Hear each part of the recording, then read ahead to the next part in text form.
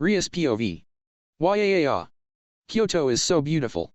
I shouted in amazement, running up to a torii gate in front of one of the old shrines. I've been looking forward to this trip so much. Since I heard that the second year's trip was going to be changed from Kyoto to Okinawa, I just had to see Kyoto first.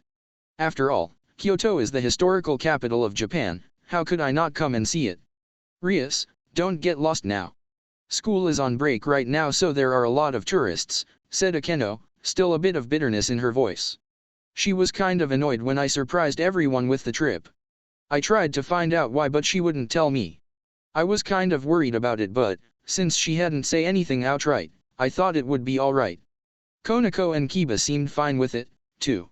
I know, I'm not going to get so far away from my precious servants. But look, Akeno. This shrine is almost 400 years old. Look at the old Japanese architecture. I love Japan, it's always so beautiful. I said, excitedly. Honestly, sometimes I feel like I'm too obsessed with Japan. It is a very beautiful shrine, but I'm not sure how the local gods would feel if we got too close, though, said Yuato, worriedly. Don't worry about that, Yuato. I spoke to the gods and spirits of various places I wanted us to go to prior. They gave their approval as long as we don't cause any problems for the shrine visitors, I said, happily. Of course I took care of something like that prior to our arrival. What good is seeing the shrine from so far away? Are we going to pay Yasaka-sama? Asked Konako before I had a chance to gush over the shrine again. Ah, yes. We have to go soon or she'll be insulted, but I said, hopefully, pointing at the shrine.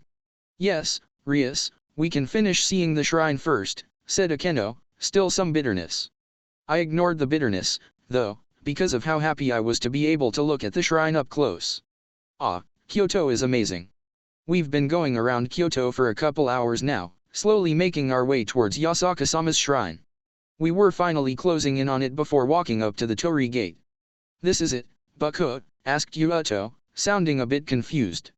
I expected something a bit grander for someone as famous as the nine-tailed fox.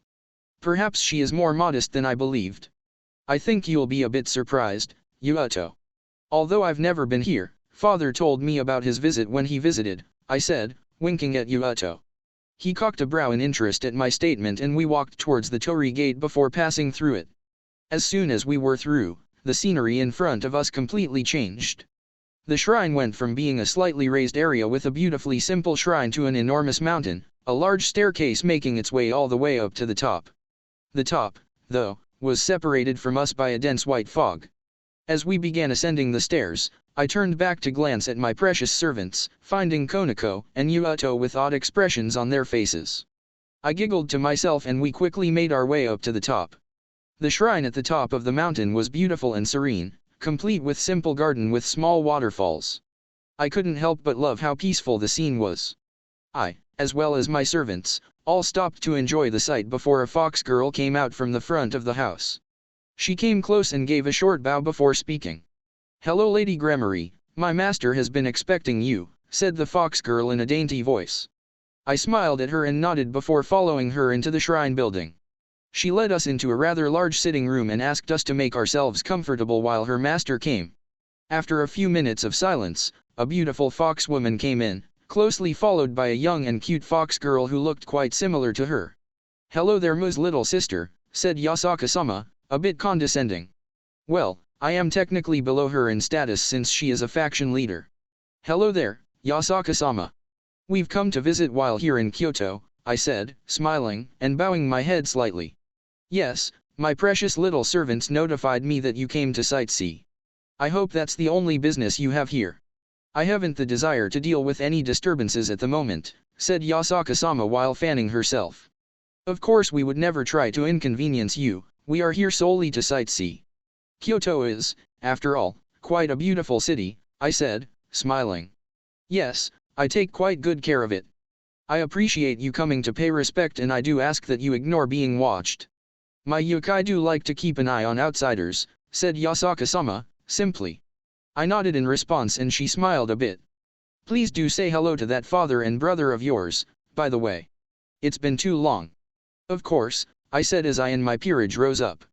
We bowed and were quietly escorted out by one of her servants. Honestly, I think she was a bit too condescending, but at least now I can enjoy my tour of Kyoto without worry. A few hours later. Whew. I sighed in relief after drinking some delicious tea.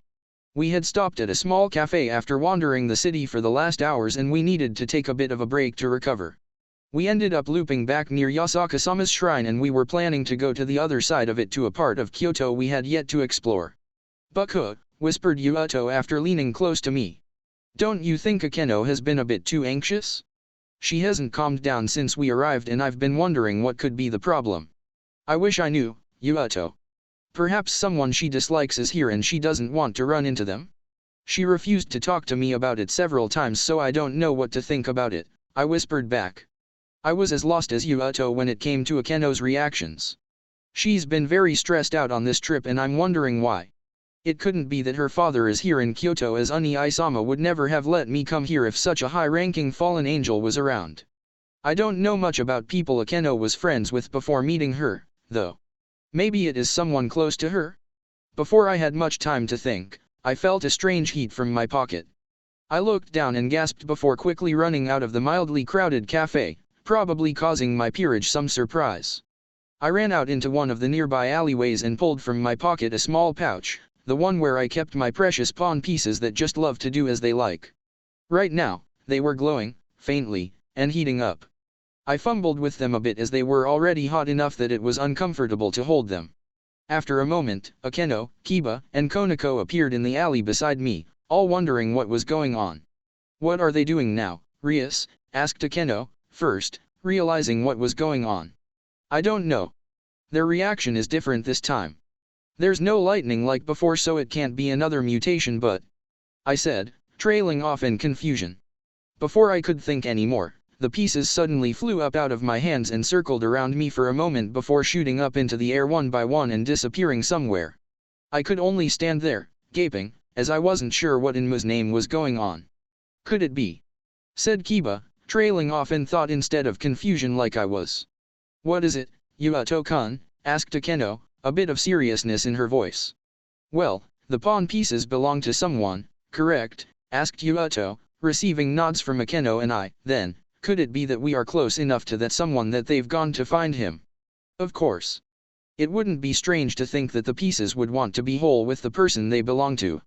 Though, the pieces wouldn't actually be able to enter them until you perform the ritual, right, Rias?" asked Akeno, curiously. "Yes, Ajuka-sama said that I still needed to perform the proper ritual even if they do belong to someone, or else the pieces can't enter his body," I said, calmly. "I can still feel the energy from the pieces. We should go after them." "What direction are they heading, Bucko?" asked Konako, quietly. "Surprisingly, towards Yasaka-sama's shrine. I wonder if she's involved with him," I said before exiting the alley and running towards the shrine. My peerage followed closely behind, but I was too focused and nervous. Could I finally meet him after all this time? After 9 long years? The anticipation of meeting him is killing me.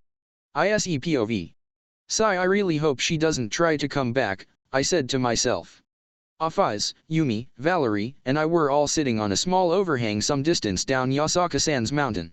We were on the side opposite of where the stairs were just in case, but Yasaka-san said it was unlikely that Rias and the others would come back unless something provoked them.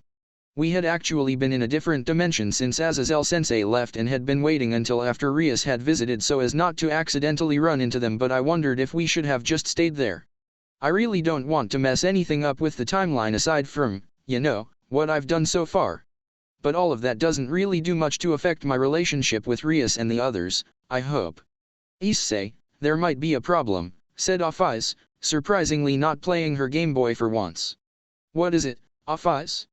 Is someone dangerous coming? I asked, tensed. Not dangerous.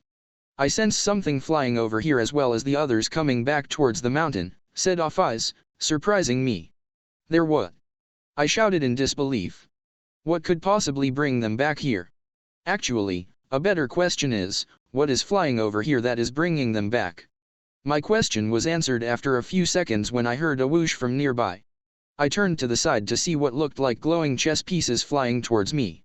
I staggered and they circled around me before pulsating. What in the dash? I asked, confused. Yumi and Valerie tensed, prepared to fight, but I waved them off when I realized what was circling me. They were pawn pieces. Probably mine, to be honest. Shit. I would have never thought my pawn pieces would start looking for me. What should we do, Issei-sama? Should we return to the other dimension? Asked Valerie, worried. No, that wouldn't work now. Rias is smart, she would know what my pieces leaving meant. She knows I'm here and would probably think Yasaka-san was hiding me when she can't find me, I said, panicking a bit. What the hell do I do? Why not give the pieces back while giving a message to see her in a year? Your master isn't unreasonable. She can wait, suggested Drake in response to my panicking. You're a genius, partner. Rias would agree if it was only to wait another year. And another year is all I need to put everything on track. I need one of you to take my pieces to them and give them a message for me, okay? I asked, both girls nodding. Which of us should go, Issei? Asked Yumi, curiously.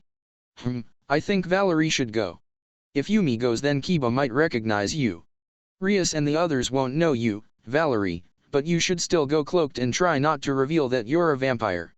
I want to limit what Rias knows so she doesn't get any wrong ideas, I said after thinking about it. Valerie nodded and pulled on one of the cloaks we had brought in case we needed to conceal ourselves. What should I say, Issei-sama? Asked Valerie as I began to pick my pieces from midair. Something like, your future pawn is not ready to see you, but he will come to you after a year. That should keep her waiting, I said before flinching. Crap, they're already that close. You won't be able to stop them in time before they start climbing the mountain to look for me. Why not flare your aura to surprise them, suggested Off-Eyes from off to the side. I looked at her a bit confused and she tilted her head to the side a bit. Your aura is already at a point where it would cause most high-class devils stop in their tracks and become wary. If you did that, they might take it as a sign that they are unwelcome. That might work actually, I said, surprised. I do remember times where foes much stronger than us made us freeze because of their tremendous aura. Why couldn't I try something similar? Alright, Valerie, go ahead and I'll do what Off-Eyes suggested. Valerie nodded and hopped down from the ledge, using magic circles to make her way down the side of the mountain. I stood in place and took a deep breath before concentrating on the power within me. I let it flare to life and I roared out while feeling my energy spike. I sure hope this works. Rias POV. We're almost there, I said just as we ran through the torii gate to Yasaka-sama's shrine. The energy is coming from the other side of the mountain. They must be on some cliff. I think we can fly now that we're out of sight of the normal people, said Yuato, receiving a nod from me. We released out wings and I kicked off the ground first before feeling an overwhelming surge of power from the other side of the mountain. I forgot to actually fly and I fell back to the ground, landing on my feet. What was that? I said, shocked, before turning back to my peerage. I found Konako and Yuato frozen in shock and trembling a bit while Akeno was biting her lip with a seductive look in her eye. I turned back and stared at the direction the energy came from, shocked. BB Buckhoot, said Konako, causing me to glance back. That aura, it's that of a dragon's. I remember it when some of the high-class devils sent some of the dragons after Nae-sama. A dragon? Even so, that aura was incredible. Could it be close to that of a dragon king? I asked, shocked. Before I could think more on it, I felt a presence off to the side and looked over to see a cloaked figure jumping down onto magic circles. I became a bit defensive after seeing her, but as soon as she reached us, she held her hands out. Within her hands were the pawn pieces that had just flown away and they were all still glowing, though fainter than before. Hello Gremory-sama, said the girl in a polite voice. My master wishes to return these as it is not yet time for him to join you all. Master? And what do you mean by, it isn't time yet? I asked, confused. I call him master because he saved me from death, but that is irrelevant.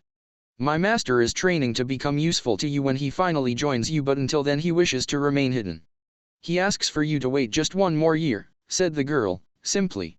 I tried to take a glance at her face, but she was concealing it well. 1 more year, huh? I said, mulling over the thought. I was so close to meeting the mysterious person filled my thoughts every time I saw my pawn pieces, but he's asking me for another year? Do I really have to wait longer? Good things come to those who wait, Rias, said Akeno, sounding a bit smug. Well, that may be true, but just how much stronger can he get in a year? He's already plenty powerful. I could tell from his aura blast a moment ago, I said, wondering how this girl would reply. Compared to Amut, how well do you think he could fare if he fought, say Lucifer-sama? Asked the girl, smiling a bit at me. So he's aiming for mid-level before even joining my peerage? Honestly, who is this man? If he's dead set on reaching mid-level before he meets me, then I can't really do much, can I? Ambition like that doesn't appear often, even less does ambition with incredible power to back it up come up. I'll let him have one more year. If he doesn't show up or contact me by then I'm never going to let him join my peerage, I said, a bit bitter. I will tell him as soon as I return, said the girl, holding the pawn pieces out to me. I cupped my hands together and she poured them in before bowing to me. It was very nice to meet you, Grammary-sama. I hope my master can impress you once we all meet again. Before I could say anything else, the girl hopped back onto a magic circle that launched her high in the air and away from where we were. I stared off at her scornfully, and then down at my pieces as I began to slip them into their usual pouch. What do you want to do, Bucko? Asked Yuto, curiously. We'll give him a year, as he asked. I hope he can make a big change from the level he's at now, I said, smiling a bit before walking off. You better impress me, mystery man. 2 weeks later. Issei POV. What? I said in shock at Azazel-sensei's words. That's what I said when I first heard it, too. I don't know how or who could have done it though. I do have a theory though, said Azazel-sensei, drifting into thought. How could Yamata no Urukai's entire being just disappear like that? He isn't exactly weak enough for that to occur, you know that, Azazel, correct, said Yasaka-san, a bit surprised. I just told you what we at the Grigori discovered. 1 minute we're tracking Yamata no Urukai as he's traveling through an underground cave system in eastern Hokkaido and the next minute poof, he's gone. When no he wasn't fighting anyone so we don't really understand how he could have just disappeared. I've been theorizing that someone set a trap to transport him to another space. The problem is that there's no faction that would have done that to him. Meaning it's probably, said Azazel-sensei before trailing off. The Cows Brigade. I suggested. If it's not a faction, then the only ones with the power to do such things would be the Cows Brigade. That's what I was thinking, but I don't remember there being anyone in that group who would be able to perform high-level transportation. Unless the timeline changed something or there were some powerful people hidden behind the hero and old Mu factions, said Azazel-sensei, a bit worried. I hope they don't become a problem, but now that they have Yamata no Urukai, we won't be able to get you that special sword, issei. You'll have to make do with Ascalon and Excalibur rapidly until we can find Yamata again. There's no way to find him if they took him to a dimension in the dimensional gap. I asked. Usually, spaces are created in the dimensional gap, right? So you should be able to search there too. Issei, I think you fail to realize that the dimensional gap is infinite. Unless we have some semblance of an idea where the space they are hiding in is, it would take an eternity and a lot of luck to find them, said Azazel-sensei, shooting down my idea. I guess that is true. I think I remember someone telling me that a long time ago. Either ways, we'll just have to wait. Anyways, how has your sword technique training been going? I know that Yasaka wouldn't have done it half-heartedly after all these years, so you must have gotten a lot better. Ah, yeah, I think I've perfected using Excalibur's ability at speeding me up, and I was already used to Ascalon, but I don't think I'm anywhere near as good as Kiba yet. I think I'm decent at least, I said, calmly, as I pulled Excalibur from another space. Well, I don't expect you to get as strong as Kiba is. I just wanted you to get better at using it. If you want to become a proper all-rounder, you just need to be decent in everything and really good at a couple of things. You're still a power type at heart, so that'll be your strongest type. I would imagine wizardry is second because you've been doing well with ki and magic training, said Azazel-sensei, curious to my progress. Ah, yeah, well I plan to get stronger before I meet up with Rias. Kurika said I've been progressing really well in ki training, but I still can't use magic other than fire magic. I guess fire magic kinda makes sense since I'm a dragon, I said, frowning a bit. Well, remember, issei, that even someone like Akeno specializes in a certain type of magic. It's not bad to be good at one and not the others. As for ki training, just keep doing what Kurika tells you and you'll be fine, said Azazel-sensei, calmly. Anyways, I need to get back to the lab and, Valerie, can you come along? It's about that thing we talked about. I cocked a brow in confusion at Sensei's words and glanced over to Valerie, who wore a bit of a serious expression. "I'll be back, issei-sama. Azazel-sama is going to help me with various things," said Valerie before flashing me a quick smile. "I wish you two wouldn't hide it from me." "Now I'm concerned," I said, pouting a bit. I didn't like it when my friends kept secrets from me. "Oh ho ho, did you hear that, Valerie? Seems issei is worried about you. You should make sure to console him soon," teased Azazel-sensei as he opened up a magic circle. Valerie's cheeks burned in, but she managed to flash me an awkward smile and waved before entering the magic circle with Sensei. "Don't worry about it too much, issei. Sensei actually thinks Valerie has a sacred gear and wants to research it more. Since she can't manifest it like you or normal sacred gear users can, he's going to investigate," said Yumi, reassuringly. "She does. Ah, she is half human, so it was possible, but why didn't they just tell me that?" I asked, confused. Then I remembered how Azazel-sensei can be inside. "Never mind, I already know the answer." "Issei-sama," said a voice from behind me. I turned to find Yasaka-san had entered the room. "Now that we've gotten to this point in your training, I believe it's time to cover that other area." I cocked a brow at her in confusion and she sighed a bit. "Issei-sama, what exactly have you done these past years?" asked Yasaka-san, randomly. "What do you mean?" "You, Azazel-sensei, and Kurika have trained me these past years. I've trained day and night without a break aside from the time I went to save Valerie and Yumi, as well as the times I did missions for you," I said, confused when she already knew all this. She sighed again, only confusing me more. "Issei-sama, you've basically neglected all of your studies since arriving here," said Yasaka-san, causing me to realize it. "Oh fuck!" I shouted, Kunu and Yumi giggling a bit at my profanity. "Indeed. Do you remember anything from when you were in high school?" "I would guess not, due to the lack of studying. Aside from your daily training, I believe it is time to reteach you all that you've neglected these past years," said Yasaka-san, calmly. "Wah! I totally forgot about studying and now I have to spend all my free time cramming." "Shall we begin?" asked Yasaka-san, sounding a bit sadistic. I just nodded in response, silent tears of my soon-to-be suffering flowing down my cheeks. Nearly a year later. "And we're finally caught up," said Yasaka-san as she slammed her book shut. I had my head down on the table, steam blowing out my ears after our final cram session.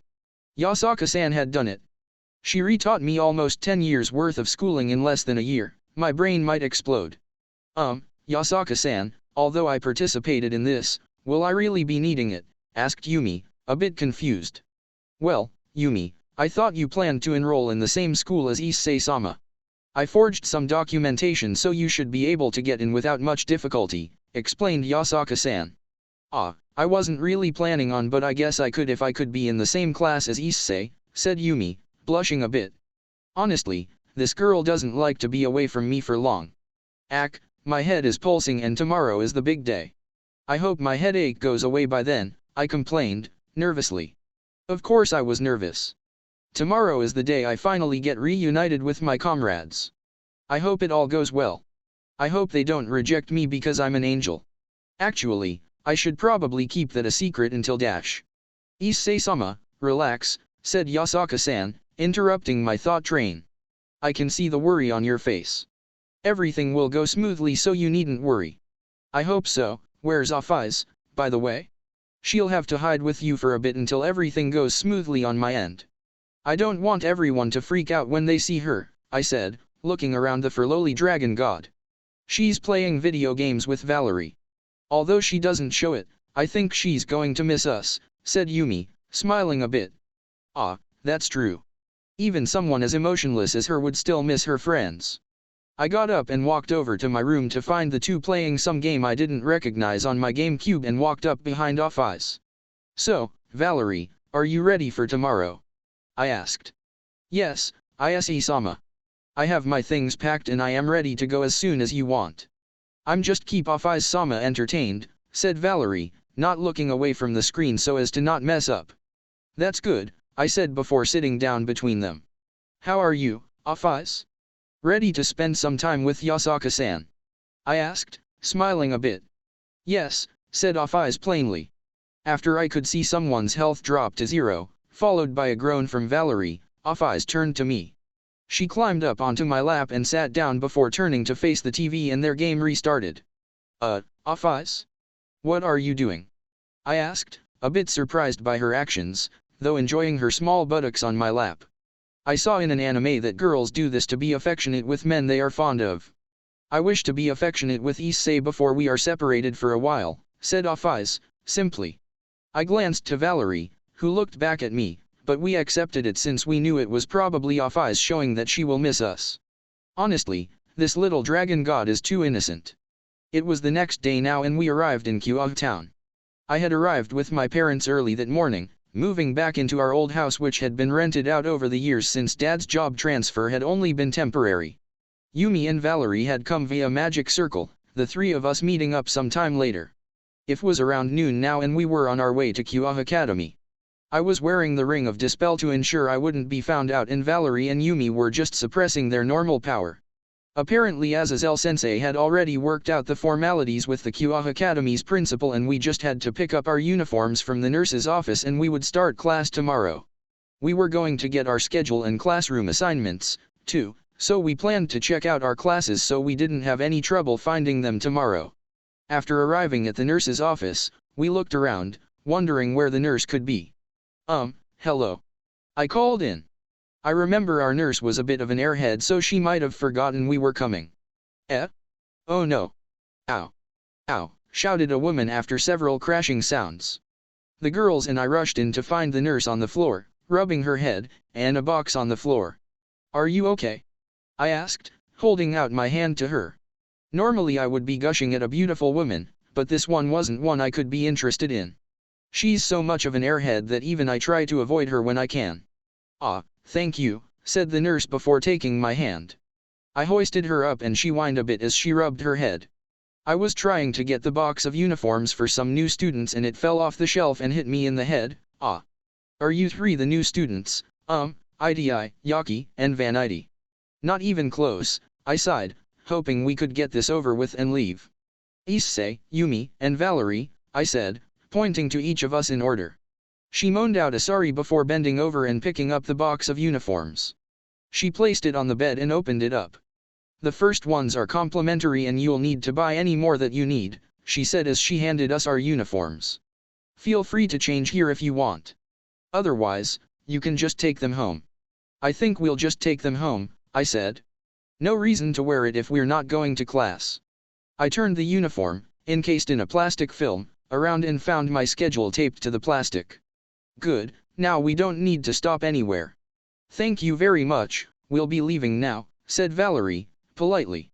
The nurse nodded and we quickly left, hearing another oh no, as we left. We sweat dropped but kept going, not wanting to return to that clumsy woman. Now there's just one thing left to do, and it's going to be the hardest thing. Time to re-meet the orc. Damn, am I nervous. Hayadu Issei, was walking with Yumi and Valerie to the old school building to reconnect with my friends of the orc. School had let out 20 minutes earlier and we had waited a bit to give them a chance to all meet up in the club room before going to see them. We walked in through the front door and I led the two girls up to the club room. Just before I could knock on the door, it suddenly creaked open, surprising me. The one who opened it was Kiba, who looked at me a bit suspiciously. Can I help you? Asked Kiba, putting on a clearly fake smile. Yeah, we're new students at the school and we wanted to meet you guys, I said, trying not to make it too obvious what I was here for. Kiba eyed me for a moment, looking unsure of whether or not to let us in before a voice from inside the room sounded out. Let them in, Kiba. I welcome new people who want to study the occult. This is the Occult Research Club after all, said the familiar voice. I had to hold back my emotions as I heard that voice that I had missed for so long. I, of course, was extremely happy to see Kiba, my best friend, but hearing her voice after all these years made my heart go crazy. I mean, it is the voice of the one I love more than anyone. Kiba let us in after being told to, still eyeing us a bit suspiciously, and we entered the club room. Isorius and Akeno were there but my cute junior was absent. Well, dealing with 3 is better than 4. So, how can I help you all? Interested in learning something about the occult? Asked Rias, giving us a welcome smile, though her eyes were wary. Well, we came here to meet you all. I actually wanted to join you. My friends here just wanted to come with me, I said, still not just blatantly blurting it out. So you want to join the club? Well, I'll have to see how worthy you are in your devotion to the occult, said Rias before Akeno cut her off. Oh issei, would you just get on with it, said Akeno, a bit annoyed for some reason. Rias glanced at her suspiciously and then back at before I sighed. I'm actually here to join your peerage. I'm childhood friends with Akeno, by the way, which is why she knows me, I said, half lying. Technically we were childhood friends. We've just been friends since before that. Akeno, I wish you had mentioned something about this instead of surprising me, said Rias, a bit annoyed about being kept in the dark. She leaned back in her chair behind her desk and sighed a bit. Why should I use a piece on you? You already know I'm a devil and we don't exactly do things that won't benefit us. Well, you're not really going to be wasting any pieces, said Yumi, interjecting into our conversation. It took Rias a moment to understand what she meant by this and she all but leapt out of her seat. What? You're the pawn, shouted Rias in shock. I could feel Kiba tense up a bit behind me while Akeno giggled to herself. Ah, yeah. Sorry about making you wait another year, I said, rubbing the back of my head, apologetically. I don't care about the wait now that you're here. 10 years isn't much in the lifespan of a devil. Though I do wish you would give me some explanations. Honestly, the most confusing thing in my life has been you, said Rias, calming down a bit. Ah, well there's a lot I can't talk about yet. Some issues and such. But I can tell you that I've gotten stronger since a year ago. I can show you but only after you've officially made me your pawn, I said, a bit sly. Rias tends to lose out to her curiosity. She'll take the bait if I tell her something like that. And I was right. As soon as the words came out of my mouth, Rias bit her lip in frustration and then began to gnaw on the nail of her thumb. She seemed like she was internally debating something before glancing at Kiba. I turned back to him and he looked me dead in the eyes before turning back to Rias and nodding. I turned around after Rias sighed and nodded. Fine. It's not like I'm wasting any pieces. I'm just giving you back the ones assigned to you, said Rias as she rummaged in the desk drawer. She pulled out a small pouch and pulled out 8 glowing pawn pieces, setting them down in a line at the front end of the desk. Are you pieces happy now? Your owner is here. I reached out to the pieces, curiously, and they began to glow a bit brighter before floating up and surrounding me in a circle. I was surprised by this and looked around before looking back at Rias. Let's get this over with so you can show me something good, said Rias, giving me a greedy smile. She closed her eyes for a moment, humming something unintelligible, and then she opened her eyes. I, Rias Gremory, accept this man as my servant and give him the 8 pawn pieces assigned to him. I use my authority as king to grant him the title of pawn. May he serve me till death. The pawn pieces around me glowed even brighter than before, still circling around me, and then one of them flew into my chest, phasing into me. The others followed suit. Soon all the pieces were inside of me. I felt a pulse of energy in my body and I flinched a bit as I felt the burning sensation of the pieces realigning themselves in my body. After the burning stopped, I felt the familiar pulse of demonic energy in my body and I sighed in relief. It felt so good to have that back. I honestly don't know what I would have done if I hadn't been able to feel this sensation again. I patted my chest, happily, but I didn't have much time to enjoy the feeling as I could feel Rias' eyes on me. I almost forgot, we haven't properly introduced ourselves, said Rias, smiling at me. My name is Rias Gremory, as you heard a moment ago, and that man behind you is Kiba Yuuto. You already know Akeno. There's one more of us that you have yet to meet but she's running a few errands for me. She'll be back by the time we finish.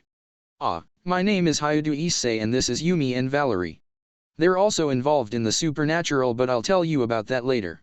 Where do you want to go to test out my powers? The school isn't the best place unless you want to have to repair everything, I said, sheepishly. I don't mean to brag or anything, but even at my weakest output, I would cause some problems.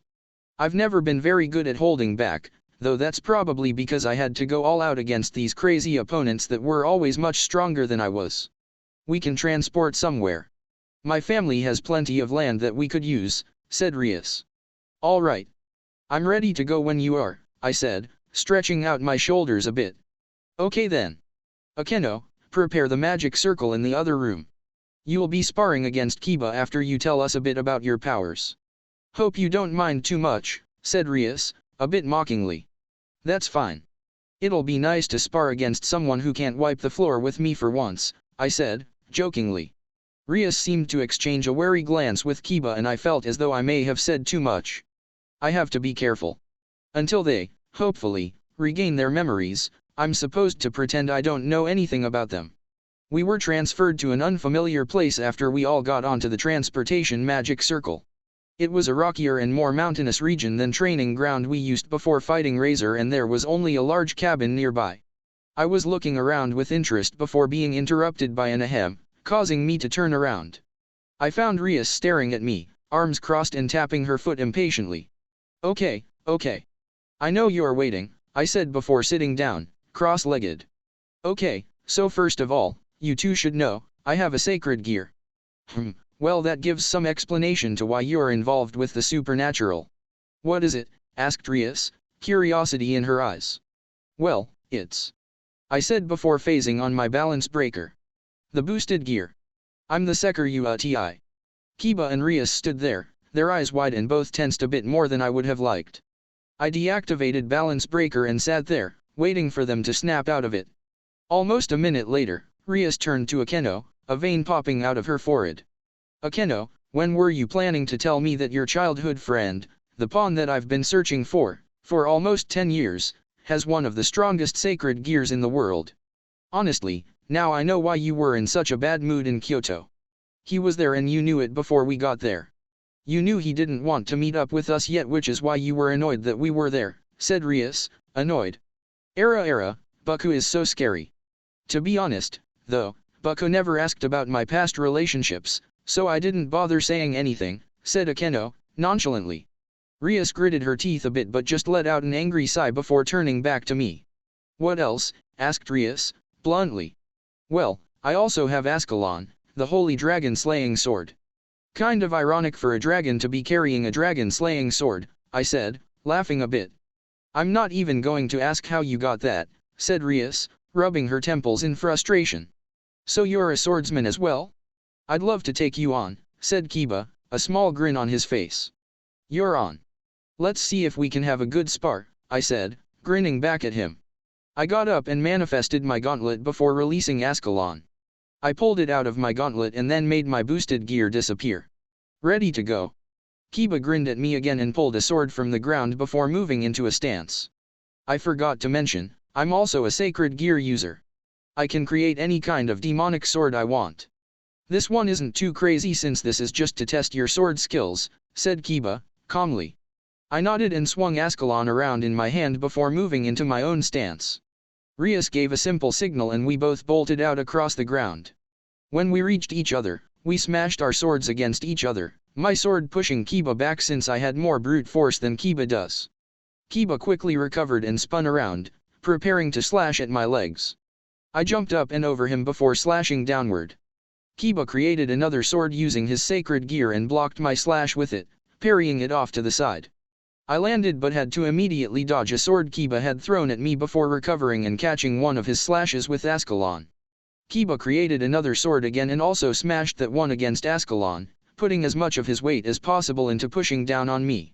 I gritted my teeth a bit and put enough force into pushing him back that I launched him a small distance away. We were both panting a bit but I rushed him, prepared to slash. I stopped, though, when I saw a zap of lightning come out in between us. All right, I've seen enough, said Rias after nodding to Akeno. I put Ascalon away while Kiba dematerialized his swords and we walked over to the girls. Seems you two are almost equal, Yuato being a little bit better, but you clearly have much more physical strength than he does. And that's without using anything else, like the boosted gear. Yes, I believe if you had used your sacred gear I would have been easily defeated. Seems I'll have to work hard to catch up to my new junior, said Kiba smiling a bit. I'm not sure what it is but sparring with you felt so nostalgic. So strange. Not so strange when you realize we used to spar all the time. Issei, are you finally going to talk about us? Asked Yumi, looking a bit bored sitting on a rock next to Valerie. Yeah I guess I should. So, I'll start with Yumi. We met a long time ago. Kiba, do you remember that place? I said, frowning a bit. Kiba stared at me with a stunned expression and he looked like he was gritting his teeth a bit. Do you remember the intruder who broke into that cursed church? Wait, the warrior in red, that was you, said Kiba after realizing what I was getting at. Yeah. I found out about what was going on at the church and went off on my own against the orders of the ones I was staying with to try and help all of you. I'm really sorry that I failed to protect the others, I said, bowing deeply. Kiba didn't speak for a moment and I peeked up at him. His eyes were a bit glassy and he had to cover his mouth. Although I couldn't save all of them like I wanted, I managed to save one girl. I stood back up and gestured to Yumi, finding that she had teary eyes after realizing that Kiba was the one she had been looking forward to meeting. I didn't realize it at first, you look so different. Is that you, Ruth? Asked Kiba, his voice cracking. Yumi nodded and she smiled, brightly at him. Issei told me. He told me there was someone else who survived for sure. That he would let me meet you at one point. I didn't think it would be you, Isaiah. I didn't even realize it was you until he brought it up. To think you managed to survive that hell, said Yumi, a tear making its way down her cheek. They moved closer to each other before giving each other a tight embrace. It only took a moment before their emotions spilled over, both of them crying, though Yumi cried a bit more violently than Kiba. Even Rias was smiling, happily, at the scene after she realized just what had happened. It was a few minutes later now and Kiba and Yumi had sat together off to the side to catch up. Rias and I hadn't minded since we were happy that they were happy. Kiba, my friend, I hope I did some right by you after all the kindness you've given me. So, now Valerie, said Rias, curious. Well, Valerie's background is a bit messy and we can deal with clearing it up later. The only things you need to know is that she has a sacred gear, though she can't use it right now and she's a Dompnir. Half human, half vampire, I explained, simply. Gasper wasn't here right now so there wasn't going to be much of a reunion. The sacred gear we can always deal with later but a Dompnir. That's interesting, said Rias. Of course she would be interested. She has one in her peerage. And is there any chance that Yumi or Valerie would like to join my peerage? I would love to have someone Kiba cares so much about to join and Dompnir are always interesting. Well I don't mean to be rude, but I would only follow Issei-sama. I plan to become a part of his peerage whenever he is given the ability to make one, said Valerie, interjecting. Yumi told me she would like to do the same thing if she could, but she would have to talk to Artemis-sama about it. Artemis? The Greek goddess, asked Rias, surprised. Well Yumi made a pact with Artemis through some connections one of our comrades has. She has Artemis' blessing and some special archery gear. She's presently hiding her power subconsciously since she was training in stealth. Valerie is only hiding her power so it isn't distracting. I do the same thing, though mine is more subconscious like Yumi's, I explained, as simply as I could without giving too much away. Interesting, said Rias, trailing off in thought. Should we go back soon so I can meet the last of my peerage senpai? I asked, making a bit of a joke at the end. Technically, in this timeline I'm the first piece Rias ever had but I guess it isn't too big a deal. Yes, Konako should be back by now. Yuato, called Rias, interrupting Kiba and Yumi's conversation. He looked over, curious, and she waved him over. We should go back now. My other questions can be left for a later date. Konako is probably back and she will be confused to not see us there. Yes, that's true. Yumi, we can continue later. I'm looking forward to hearing about your adventures, said Kiba, a true smile on his face. I'm glad to have been able to make you happy, my best friend. Yes, of course. I'd also love for you to get to know Issei, since it was him who is the reason I'm alive now, said Yumi, happily. Kiba nodded before turning back to Rias who, together with Akeno, activated a large magic circle that transported us back into the club room. Once there, we found a slightly startled Konako. Konako, you're back. Sorry to surprise you like that, said Rias, smiling a bit. It's okay, Bucko. Who are those two girls with you? Asked Konako in a quiet, monotone voice. They're friends of a new person I've added to my peerage. Do you two mind moving out of the way? Asked Rias, gesturing to Kiba and Yumi who were standing in front of me. They moved to the side and Konako looked at me before I smiled, relaxing a bit at the sight of my cute little cowherhe. Yo, Konako-chan, I said, happily, waving a hand at her. Konako seemed to stare at me for a moment, her eyes a bit wider than I expected and then. Gasped Konako, are you alright? asked Rias, a bit panicked, as she went over to check on Konako. Said Konako a bit surprised. Rias pointed upward and Konako touched her head to find that her cat ears were out. She then reached around to find her tail was also out and she immediately panicked before making them both disappear.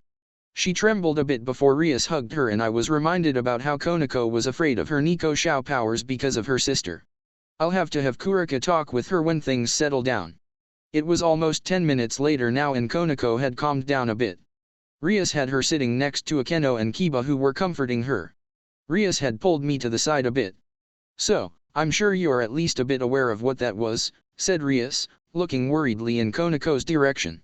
Well, she's a Nikomata, right? I asked, playing dumb. No, a Nico Shao. A type of rare and powerful Nico Shao. She has been suppressing her powers due to some things that happened when she was younger but something like that has never happened before. She probably thinks her power is going out of control, said Rias, her thought seeming to drift before turned her eyes on me. Did you have anything to do with that? I mean, not purposefully, I admitted. She squinted her eyes at me just a bit and I sighed.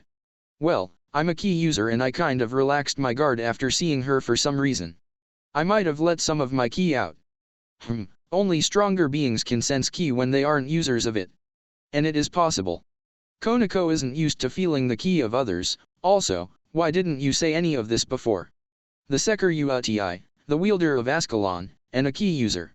Honestly, just how powerful are you, said Rias, pouting a bit, knowing I was still hiding things. Well, she'll understand soon enough. After all, it is all for her and the rest of our comrades. Anyways, we'll meet up again tomorrow. I'll leave Akeno to inform you of anything you need to know since you're obviously acquainted. Rias walked out of the room after that, Kiba getting up to come over to me just afterward. Seems Buku is going to inform her family about the new addition, said Kiba, calmly. Well, it's nothing for you to worry about. Either ways, may I ask where exactly Yumi, will be staying? I did want to continue our conversation. She'll be coming to my house. I had some help setting up a special room in my house for the girls to sleep in since my parents don't know about them. You can come over if you want, I said, nonchalantly.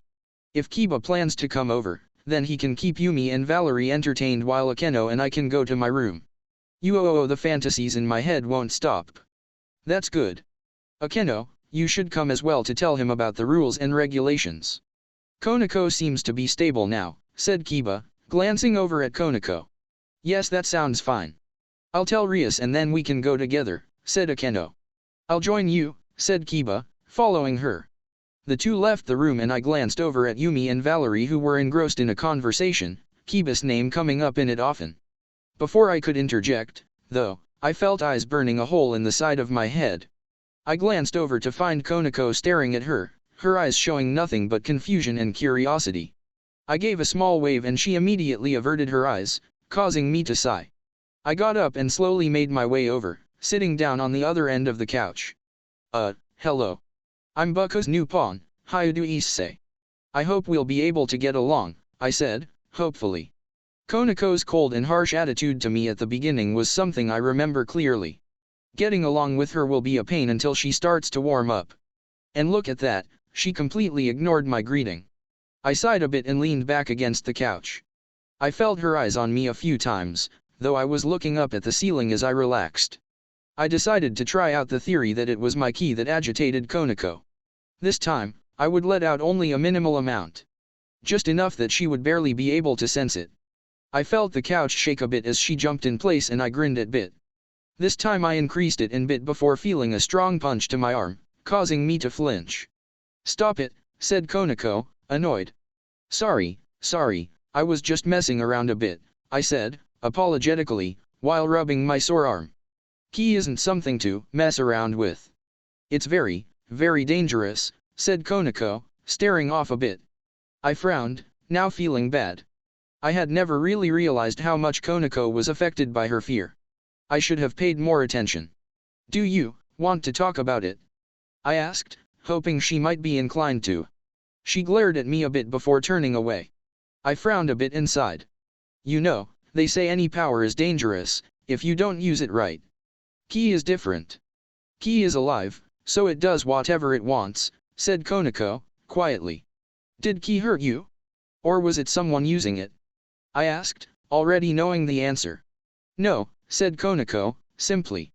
But I'm afraid it will turn me into someone that would kill their master. So you witnessed something like that, huh? I said, leaning forward. I can help you. My master taught me how to stop people when their ki is running amok. Konako turned to me, her interest caught. Something like that, are you just saying that to make me trust you? Asked Konako, her eyes suspicious. I can prove it. I can stop your ki in its tracks if I hit certain pressure points, I said, seriously. Konako frowned a bit and looked away. I don't want to use my ki so you can prove it, said Konako. Konako-chan, she's my master, too, now. I won't let you hurt her, but I also won't let your ki control you. We're comrades now, even if you don't feel like we are, I said, seriously. I'll protect you and Bucka with my life. I swear it. Konako stared at me for a moment, surprised. I also heard silence from Yumi and Valerie, both probably listening out of curiosity. When I felt your ki before, I was surprised because it felt so familiar and nostalgic. I was so surprised I didn't notice I transformed. Even now, I don't feel uncomfortable around you. I don't know why, but hearing you say that kind of thing, makes me feel relieved, said Konako, cracking a small smile. Valerie, look at our issei. He's catching other girls' hearts even though he already has ours in Akeno-san's, said Yumi, teasingly from off to the side. Issei-sama did say something about becoming a harem king, right? I wonder how many girls he will want, said Valerie, equally as teasing. Oi, what are you guys teasing me about? I mean, I do one day plan to become harem king, having all the beautiful women that I love in it, but you girls shouldn't tease Konako-chan like THAQA. I said before being punched hard in the stomach. Perverts are the worst, said Konako, her eyes full of annoyance. I slumped back a bit in the couch, clutching my stomach. Konako-sama's punches hurt. But this is something I will have to suffer through to become harem king, I said, cringing a bit. Before I or Konako could say or do anything else, I felt a painful headache overpower the pain in my stomach, causing me to wince. I heard Konako do the same and squinted through the pain at her. The pain ceased as abruptly as it started and I looked over at Konako, curious. Had she just? She looked up at me, her eyes completely different from before. They were much softer and her eyes almost looked happy to see me there. Issei-senpai?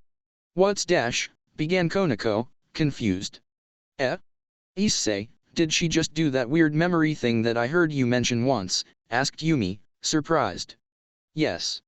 I can't believe the thing that unlocked her memory was me talking about becoming a harem king, I said, a bit annoyed that most of the triggers for people's memory had to do with my perverted nature. Konako-chan, what's the last thing you remember? I remember we were in the dimensional gap trying to rescue Offai's and you were left behind to fight Shilba, said Konako before looking at me worriedly. Well I killed him but he pulled a cheap trick that was going to kill me, I said, hoping Konako wouldn't be as shocked as Akeno just to find her expression immediately turned somber. Senpai, died? But then how? Asked Konako, sounding a bit horrified. Even her ki felt agitated. Offai's transported us back in time so I could redo everything. Kind of like a reset in video games. I spent the last 10 years reliving my life while training hard. Apparently people who were very close to me have a chance to regain their memories. That's what happened to you, I explained. So far, only Akeno, Vala, Azazel-sensei, Yasaka-san, and Kuna remember everything aside from me and Offai's. So you should probably act the way you did around this point until the others start to remember. It's confusing but you are alright, right Issei-senpai? Asked Konako, worried. I smiled and nodded, causing her to smile. Then I can deal with it. Just moments later, Akeno and Kiba re-entered the room. Bucko gave the okay. Now we can go over to Issei-kun's home, said Kiba, smiling as he said that. The eventful day continues. It was some time later now and I, Hyudu Issei, had arrived at my house with Yumi, Valerie, Akeno, Konako-chan, and Kiba. We were just walking in the door and bumped into my parents who were coming out of the sitting room. Issei, you're back, said Mom, surprised by the group I brought with me. Who are all those children behind you? Quite a few of them, too. Did you make so many friends on your first day back, said Dad, adjusting his glasses as he got a good look at everyone. We're some friends he made on his first day. My name is Kiba Yuto. Pleasure to meet you both, said Kiba, bowing a bit to my parents. My parents praised him for his manners, making me glare at him since my parents gave me a sour look. Sorry for not being crazy polite like this Bishounen here. I am Tojao Konako. I am issei senpai's junior. I hope we can get along, said Konako-chan, also bowing. Ah, I'm Yumi, said Yumi. And I am Valerie, said Valerie. Thank you for having us, said both together. Hello, father, mother, said Akeno, popping up from the back. Oh, said mom and dad in unison. Is that Akeno-chan? My, what a fine lady she's grown up to be, said dad, adjusting his glasses again. So beautiful, and polite. It's good to see you after so long, Akeno, said mom, happily. You all can go up to hang out in issei's room. It's the second door on the left after you go upstairs. If you need anything, issei will take care of you, said dad, happily. Kiba, Yumi, Valerie, and Konako nodded and walked upstairs, 3 of the 4 knowing exactly where my room was. It's good to see you both again after so long, said Akeno, happily. Of course it is the same for us. It's been so long, though. I wish you and issei would have been able to keep in touch, said mom, pouting. Akeno, said dad, a bit seriously, as he put a hand on her shoulder. I know it's been a while, but if you need anything, please feel free to impose. After what happened with your parents all those years ago. Ah, thank you father. Issei's been comforting me since we reunited so you don't have to worry too much. I'm rooming with some friends for now because I wanted to return to this town, said Akeno, smiling. Please do come over whenever you like. We'd be happy for have you for dinner, said mom. Thank you mother. I'll be sure to come even if issei doesn't invite me, said Akeno, a bit mockingly, as she threw a glance in my direction. My dad laughed a bit before excusing himself to give us time to go and meet up with the others. Akeno and I wandered upstairs, Akeno wearing a pleasant smile on her face. Mom and dad wanted to make sure Akeno knew they were there for her. Aside from Ria's parents, she probably hasn't been made to feel welcome much. I'm happy that they did that for her. We arrived at my room to find the girls and Kiba making themselves comfortable. Your room is very stylish, issei-kun. Not messy, but not plain either, said Kiba, smiling a bit as he looked around at the martial arts and anime posters I had. I'm surprised Yumi didn't show you her and Valerie's room. I thought you two might want to talk in there, I said, wondering why they hadn't gone there. Ah, well, I thought we'd relax and talk all together first. Valerie and I don't know much about Tojao-san or Kiba. I'd also like to learn some more about Akeno since all we know is what you've told us, said Yumi. What would you like to know? Asked Akeno as we sat down. Well, Issei told us, and I don't mean to be rude, that you're half-fallen angel. I was wondering if I could see your wings, asked Yumi. Ah, Akeno-san is very dash, began Kiba before being cut off by Akeno. It's fine, Kiba. Most people are curious about these sorts of things, said Akeno before releasing her fallen angel wings. Black feathers fell off of them and Yumi looked at them with interest. Cool, said Yumi, simply. They're quite beautiful, said Valerie. Thank you. Though I hate these wings of mine, someone I care about thinks they're beautiful because they're a part of me. I'll just have to live with them then, won't I, said Akeno, shooting me a glance. It looks like issei senpai has seduced Akeno Fukubacha with lewd words, said Konako-chan, glaring over at me. I sighed a bit, rubbing the back of my head. Ah, Konako-sama's words are so harsh. Began Valerie. Kiba-kun, I was wondering, if it wasn't too personal, if you could tell us about that place.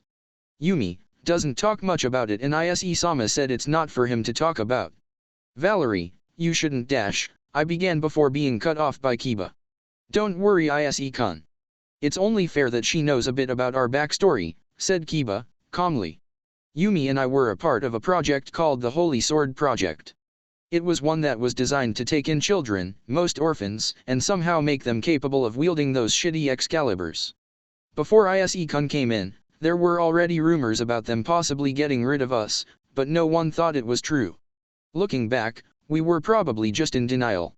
If it hadn't been for issei-kun, the warrior in red as we called him, then we wouldn't have had the chance to escape.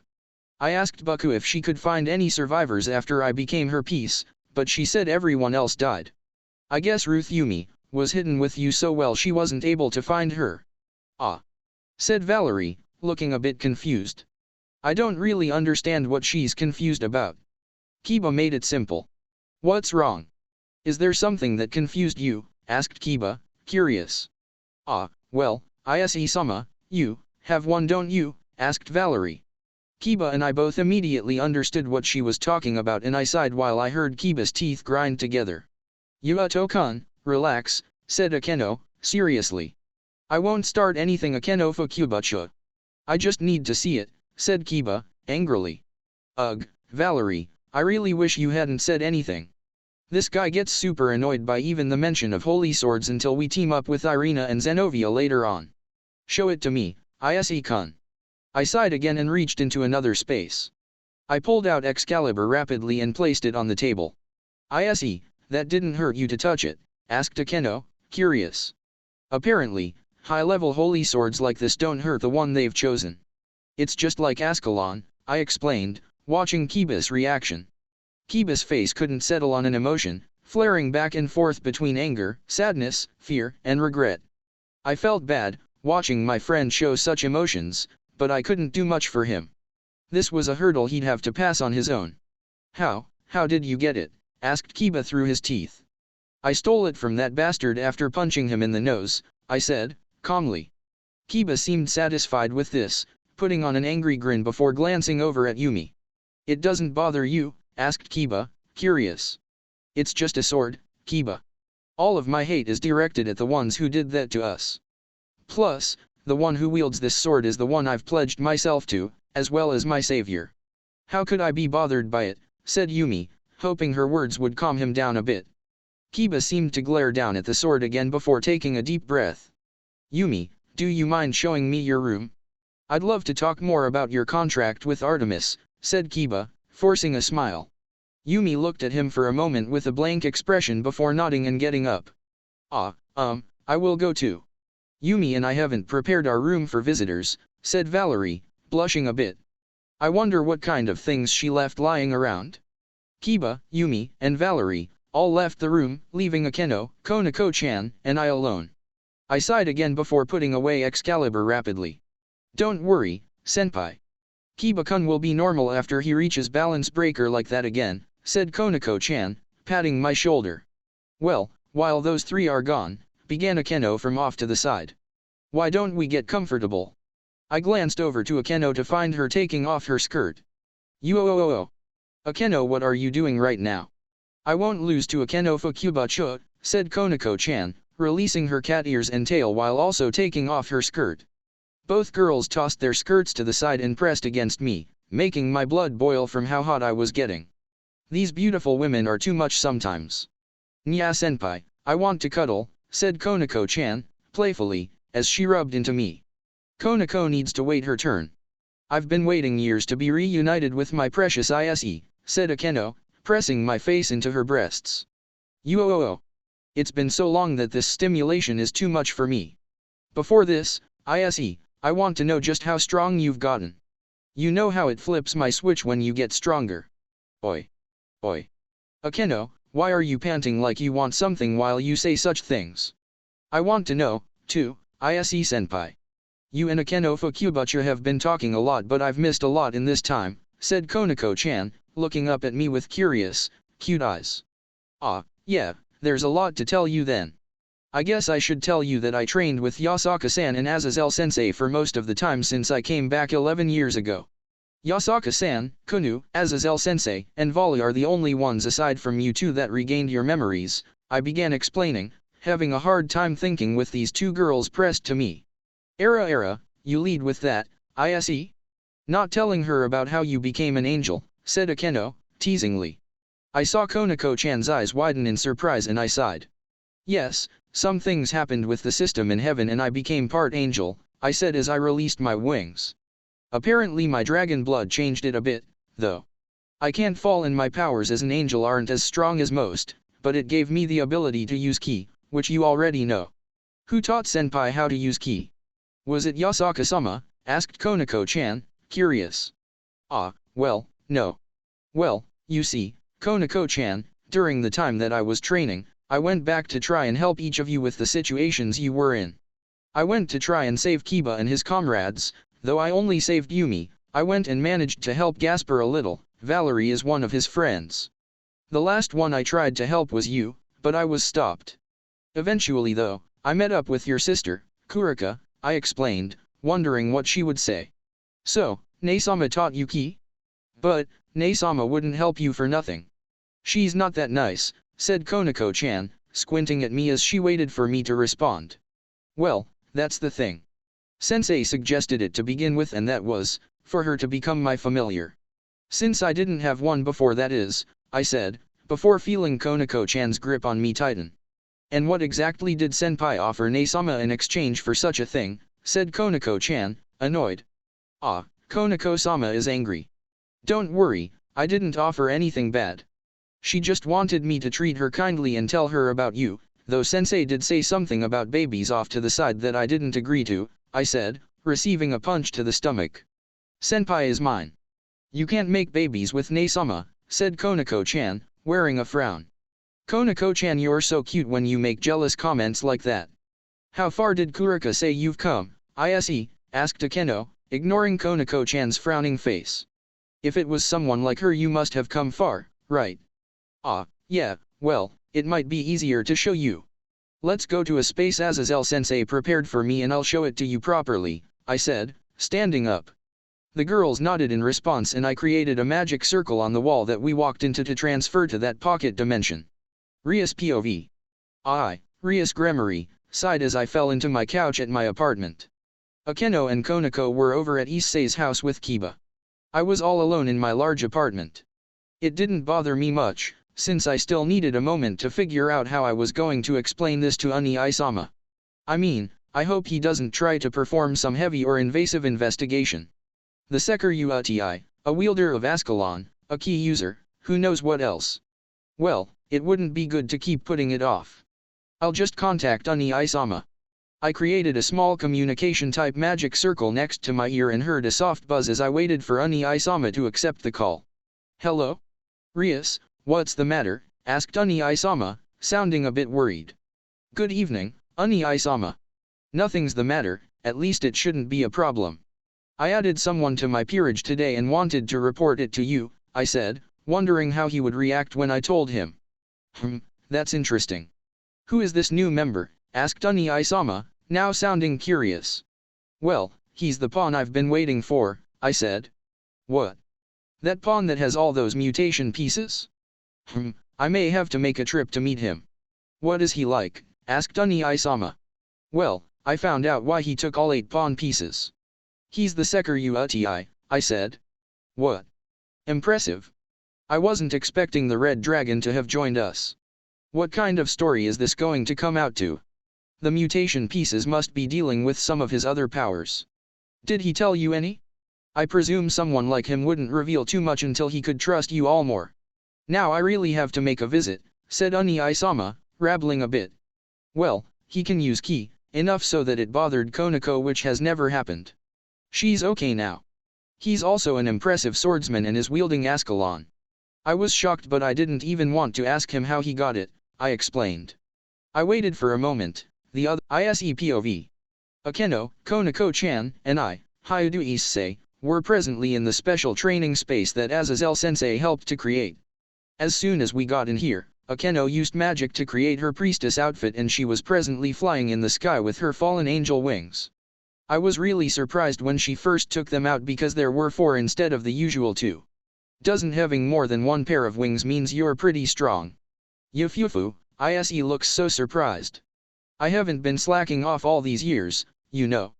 I worked hard to surpass my previous self, so these extra wings are proof of that, said Akeno, smiling happily. Her expression then turned a bit sadistic and I sighed. Now, why don't we see how far my precious issei has come? Akeno created 2 enormous dragons out of her lightning and I grinned a bit. So she was able to create those again? They seem even stronger. Twin lightning dragon, shouted Akeno before launching both dragons toward me. The dragons roared as they approached me, also making loud crackling noises from the lightning. I grinned and coated both my hands in a thick layer of ki.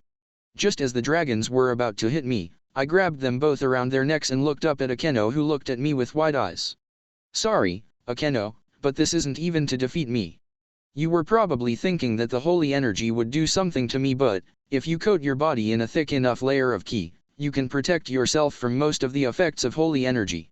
It doesn't work with Toki though, I explained before smashing the dragons together, causing them to explode and disappear.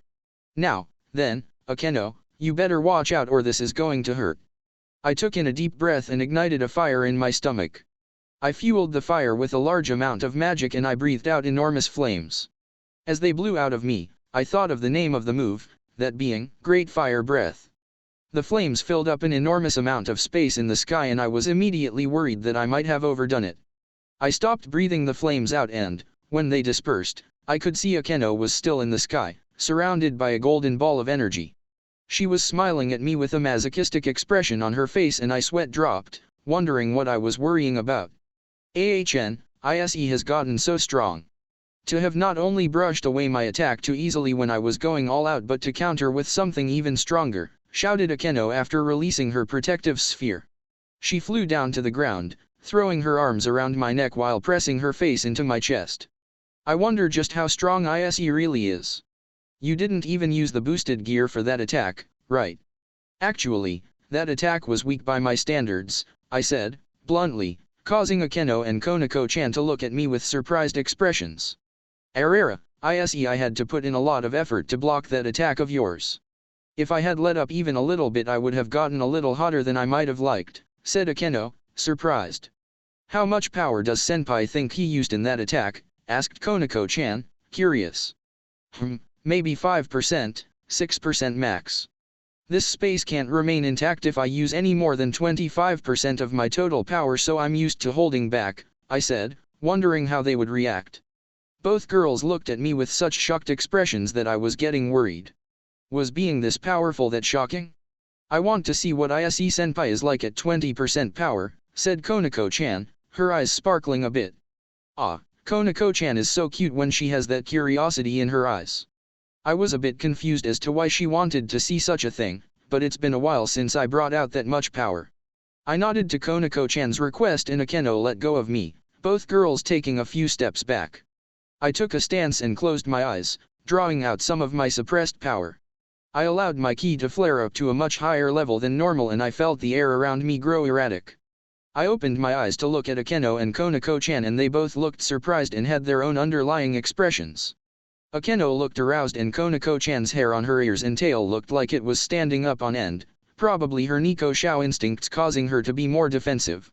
Ah, the pressure is so intense. And to think that this is only your ki alone. I can't imagine what it would be like if you were to go 100%, said Akeno, biting her finger, lustfully. Senpai would make strong babies. No wonder Nae-sama wants to do lewd things with Senpai. Said Konako-chan, partly sounding like she was talking to herself. I smiled at both of them and suppressed my power. We should probably go back. It's getting late and Rias will get suspicious if we look strange. Also, you two shouldn't go back to late, I said, calmly.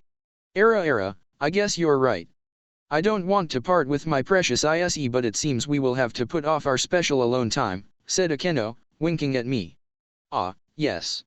Another time, I said, blushing a bit as I thought of the lewd implications of what Akeno had just said. She smiled at me and I took Konako-chan and Akeno back to my room. Both changed and went back via magic circle, both waving at me, happily as they did so. The next day. Akeno, you taught issei properly yesterday, right? Asked Rias after we were all gathered in front of her in the club room. Of course, Bucka. If I didn't, I'd be a bad vice president, wouldn't I? Said Akeno, innocently. Rias looked over her suspiciously and sighed before leaning back in her chair. Then I guess that's fine. Issei, I reported to them yesterday about you and he seems to be interested in you. He may make a visit soon, so be sure to be on your best behavior, said Rias. I was surprised by what she said. Surtsuke-sama wants to see me? It must be because I'm the Sekuryu Uti, but this didn't happen so soon before. Something seems different. Anyways, that aside, I have some errands for you to run. Konako-chan got most of the things we needed, but there were a couple things I just realized we're low on. It'll be better to get them now than when they run out. You're going to start doing devil work tonight, so I want you to be back at the club room by 7. Bring them when you come back. For now, though, everyone can just take it easy. It's a slow day today with requests, so you should enjoy the break, said Rias before taking a sip of tea. We all nodded in agreement at her advice, I taking the list of things she needed me to get from her desk. I glanced over the list and began planning for which stores I was going to need to go to. I left the club room alone, the others just lounging about as I left. I was halfway home when a magic circle appeared next to my ear, surprising me. "Issei, how are you?" said a familiar voice from the other end. "Ah. Sensei, I'm in public." "What are you doing creating a random magic circle like that?" I said, panicking a bit as I covered the magic circle. "Ahaha, sorry about that, I was just busy and finally found time to contact you." "How's everything going over there with the others?" asked Azazel-sensei. "Good." Konako-chan regained her memories. "Kiba is frustrated because he found out I have an Excalibur fragment. He and Yumi were really happy to be reunited, though. I'm happy that I was able to do something for them," I said, smiling a bit to myself. "Ah, so Konako is back in the harem? That's good," said Azazel-sensei, teasingly. "Kiba will get over it. Anyways, really I didn't call to just see how you're doing. I'm sure you have an idea. Is it, Rainare?" I asked, frowning now. I wasn't looking forward to this part of reliving everything. "Yes. I sent her again to watch over you under the pretense that watch him because his sacred gear could be dangerous. She will almost certainly try to kill you again, but I don't know how you want to go about it. Asia won't be coming into Kyoto town for 3 days, but if Rainare gets killed, we won't know how that will affect her arrival. You should be careful how you play things out," said Azazel-sensei. "I will. Thanks," I said, simply, before hanging up the magic circle. "Rainare, this isn't something I was looking forward to. For multiple reasons. I'll have to kill her in the end, I know that much. But I'll have to hold myself back while Asia continues to suffer under her. I can't get Asia back unless Rainare shows how evil she is." I sighed a bit at this and continued on to my house, wondering what was going to happen. It was later now and I was on my way back to the school to meet up with Rias and the others. I made sure to pass through the route I had taken on that day that Rainare revealed who she really was to me. As I walked past the fountain, I paused for a minute to look at it. Although I hate her, I guess I should be thankful to Rainare. If it wasn't for her, I may never have gotten the chance to be a part of Rias' peerage. I wouldn't have had a chance to become the Sekuryu Uti or meet all the people I care about now. I could feel her now. "Rainare. Why hello there, little devil," said a voice from above me. I looked up at her and glared. Thankful or not, I still hate this woman for what she did to Asia. "Who are you?" I said, trying to hold back my annoyance. Most newborn devils act surprised when they see a fallen angel for the first time. "Well, whatever," said Rainare, creating a spear of light. "You're a danger to us, especially now that you're a devil. I need you to die for me." The moment Rainare threw her light spear, I created an illusionary space around me that Yasaka-san taught me. I made it look like I was stabbed and dying from the spear she had thrown at me, though in reality, I caught the spear and destroyed it using ki. "So sorry you had to die after only just returning to this town. Well, have fun in the afterlife, filthy devil," said Rainare, grinning at me evilly. She flew off and, once far enough away, I released my illusionary space. Sigh, I hope Rias didn't sense anything. It would be bad for her to try and start something with the fallen angels before Asia gets here, I said to myself. Well, no use worrying about it right now. I should get back before they get impatient. I opened a magic circle and walked through it, ending up in front of the door to the club room. I opened the door to find everyone there, Yumi and Valerie looking happily as I entered. "Issei," began Yumi. "Issei-sama," began Valerie. "Welcome back," said both in unison. "Hey, I'm back," I said before lifting the bags of things Rias had me get. "Where do you want them, Bucka?" "You can just put them on the desk here. Akeno can organize it afterward," said Rias, calmly, as she looked over some papers. She put them down and then looked up at me. "Now, Issei, you know about what we, devils, do, don't you?" "Eh? Ah, yeah.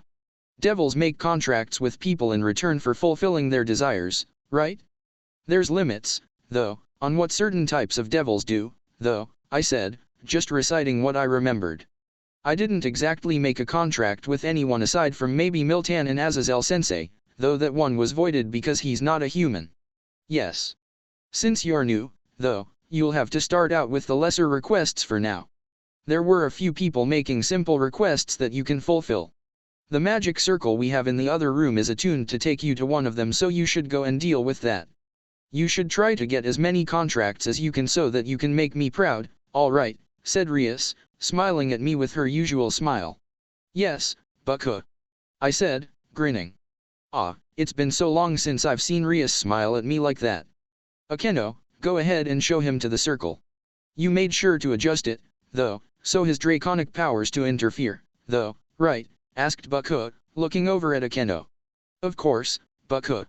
I wouldn't want my issei to embarrass himself and have to ride his bike to those people's houses, said Akeno, giggling. I felt a jab at me with her words. All right then. Good luck, issei, said Bucka, giving me another smile before going back to her paperwork. I nodded and walked with Akeno upstairs, ready to go and make my first contract as a devil. Well, in this timeline at least. It's been 2 days now since Rainare attacked me. Since then I've been avoiding meeting any of her friends on the streets at night. It's helpful that I can teleport instead of having to take my bike out, but it's already time. Tomorrow is when Asia will arrive, so I need to prepare to show myself. I also need to seriously plan things out. If I can, I want to avoid letting them do anything to Asia, but I also have to be careful that I don't make any mistakes that might mess up future events. Killing Fried is definitely a no, since he needs to go back and bring out Kakabile, otherwise Sensei will be stuck with him. Everyone else, though. Sensei already gave me the green light. He said since they're all traitors, that it's okay to get rid of them. I almost feel bad since the other 3 aren't who my hatred is directed at. Maybe Bucka will end up taking care of them first like last time. Issei, said a voice, breaking me from my thoughts. I looked up and focused on the one who spoke. Rias was sitting at her desk, glaring over at me. Issei, were you listening? No, sorry Bucka, I said, rubbing the back of my head. I hadn't even realized Rias had started talking. Sai, I don't know what you were thinking about, but this is important. Although I know you're strong enough, there are several fallen angels wandering around my territory. I don't know what they're doing, but you need to avoid a fight if at all possible. Fighting would end up causing problems if the higher-ups find out about it, so make sure you lay low in the evening or night. I mean it especially for you. You're strong enough to blow these guys away, and I'd rather keep that a secret until necessary, said Rias, seriously. Yes, Bucka. I promise to avoid any fights that I can help. I also know some illusionary magic, so I might be able to fake my death or something if necessary, I said, knowing that I've already done it. Good, do that. Now, what was it my precious servant was so entranced by that he completely ignored his master? Asked Rias, a sly smile on her face. Yufufu, issei's in trouble now, said Akeno, finding my situation funny for some reason. Nothing. I was just distracted by some thoughts, I said, trying not to be suspicious. Was Senpai thinking lewd things again? Said Konako-chan, glaring at me. Was Issei distracted by us girls so much? Asked Rias, smiling at me teasingly.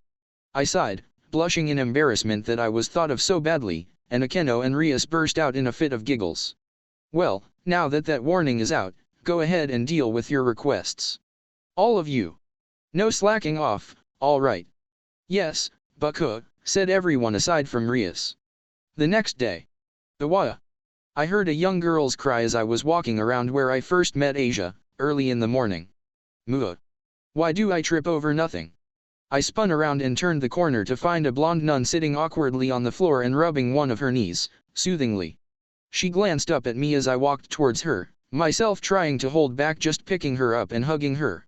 Hi, are you alright? I said, extending a hand out to her. Yes, thank you, she replied, grabbing onto my hand before I hoisted her up.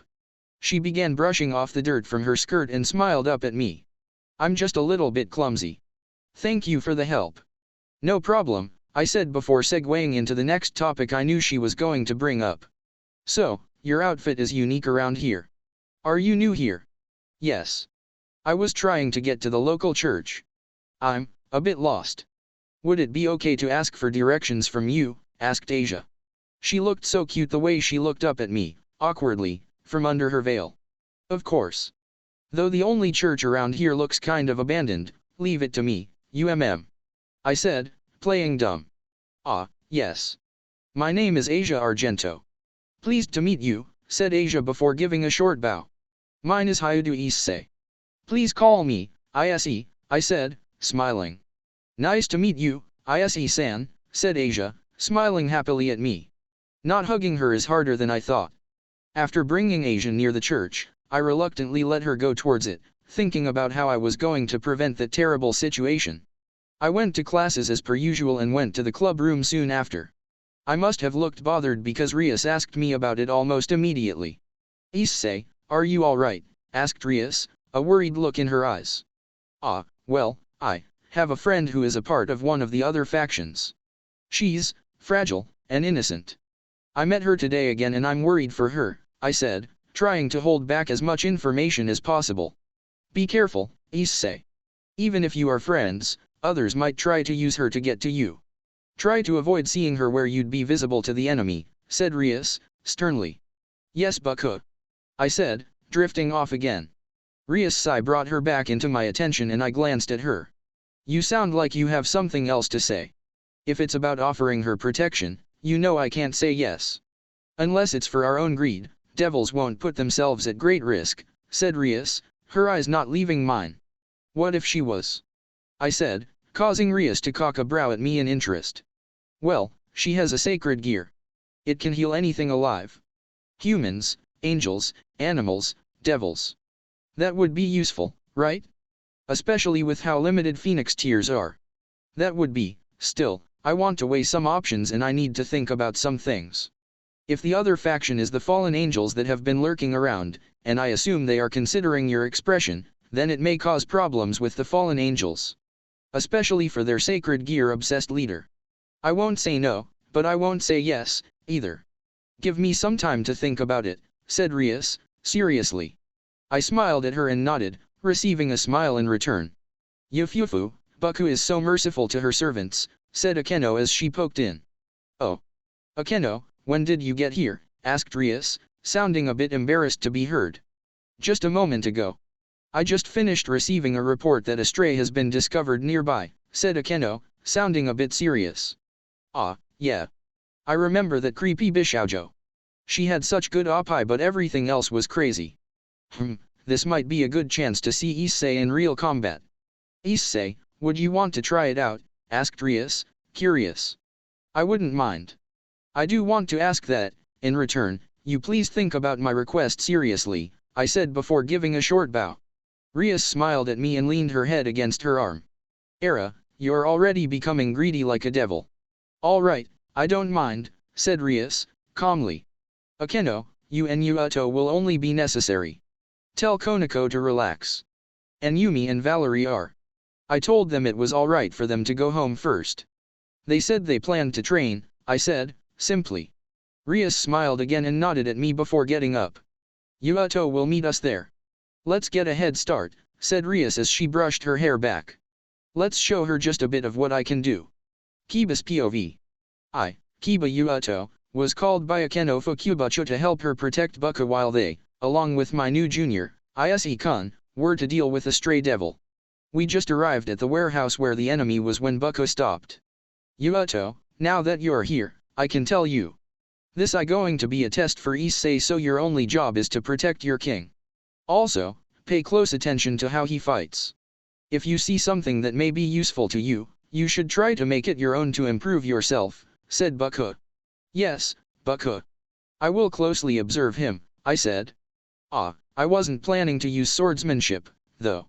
I don't know how much he could pick up from hand-to-hand only, said Issei-kun. There are many parts of hand-to-hand combat that can be utilized even in sword fighting. Don't worry, Issei-kun, and just fight as you please, I said, encouragingly. He nodded in response and we continued to the front of the warehouse before entering.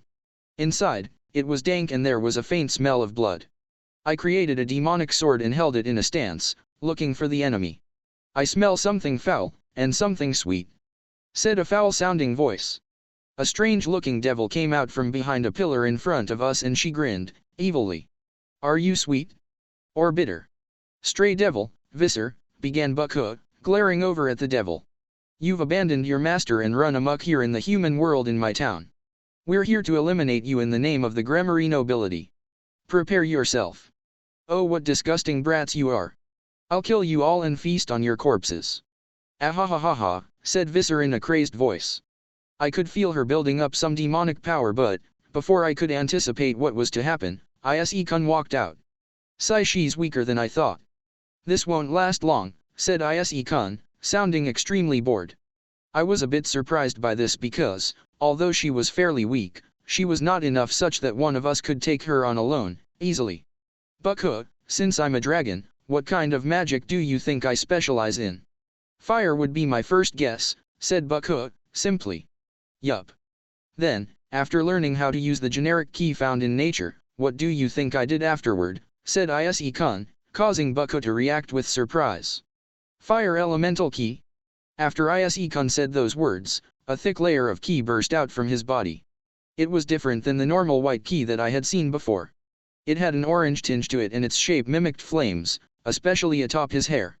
You shitty kid think you can beat me on your own? I'll kill you, screeched Visser before grabbing her breasts. Magic circles appeared on her breasts and she squeezed them, releasing some glowing liquid at Issei-kun. Issei-kun swatted that liquid away, the liquid hitting, and melting, the wall that it hit. I was amazed that Issei-kun could be hit with something like that and still be fine. He walked, slowly, over to Visser, who continued her shots before switching to trying to hit him with her enormous arms. She swung an arm down and Issei-kun suddenly disappeared before reappearing in front of Visser's midsection. He threw out a fierce punch at the air in front of him. Fire pillar, shouted Issei-kun as a pillar of fire blasted away from his fist, growing as it got closer to Visser before completely swallowing her up in flames. Her screams and cries echoed in the room until the never-ending flames burned her to ash. Issei-kun released his ki as he landed and blew air at his slightly smoking fist. Yufufu, isn't his strength just amazing, Rias, said Akeno Fukubacha from off to the side. Quite. I didn't expect such a simple attack to have been as effective as my power of destruction. It wasn't even a fight, said Buckhook, shocked. Wasn't even a fight? You can't even tell Issei-kun did anything at all. The flames have vanished, the ash hardly noticeable. Honestly, this junior of mine is incredible. Oi, Kiba. You can close your mouth now, said Issei-kun as he walked toward us. I did as he said, a bit embarrassed, but grinned at him. That was quite impressive, I said, simply. You've got to work hard, Kiba, or else how are we going to protect Buckhook properly? Work hard, comrade, said Issei-kun, grinning at me. I was a bit surprised by his words, but I grinned back before nodding. For some reason, his words fill me with a drive to work harder. I'll just have to increase my training regimen. I'm looking forward to whatever other surprises you have in store for us, issei. Honestly, Musama is going to have fun talking to you, said Buckhook, smiling. I think we're done here, right Rias? Asked Akeno Fukubacha. We're finished here. I'll report that we took her down. You all can go ahead and deal with any requests you have before going to rest, said Buckhook, calmly. We all nodded in response before dispersing, I going over to the usual location for my requests. The next day was quite a normal day, ending off with requests.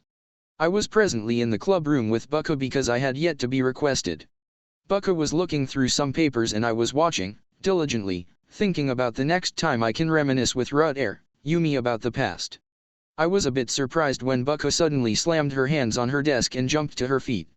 Buckhook, I said, startled. What is he doing? I know he went to the job that Konako was originally going to do since she was double booked, but why is he there? Said Buckhook, panicking a bit. She glanced at me, realizing my worry, and sighed. Sorry, Yuato. Issei is, well, I suddenly felt a negative reaction from his pieces, meaning he's entered either a holy place or an exorcist's station. If he went to one of Konako's, does that mean that they called an exorcist? I asked, worried. No, if there are fallen angels active in this town then they may very well have a rogue exorcist with them. We'll have to go quickly. Even if issei is strong, he doesn't seem to know much about exorcisms or how they work. If he isn't careful, he could die, said Baku, seriously. I put on a serious expression at her words and manifested a demonic sword.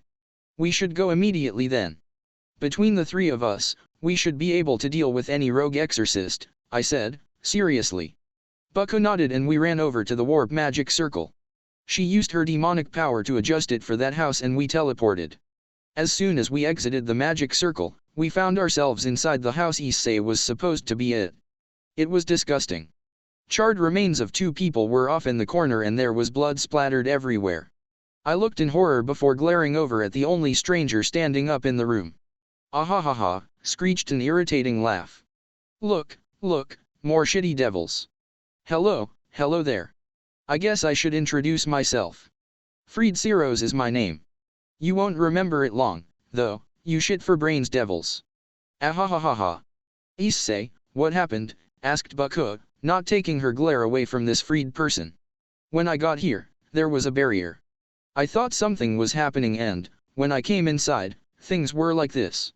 The girl over there on the floor was supposed to be holding up some kind of barrier but she apparently let it go to see what was going on. I've been fighting this guy for a bit now, explained issei-kun, trying to catch us up. You see.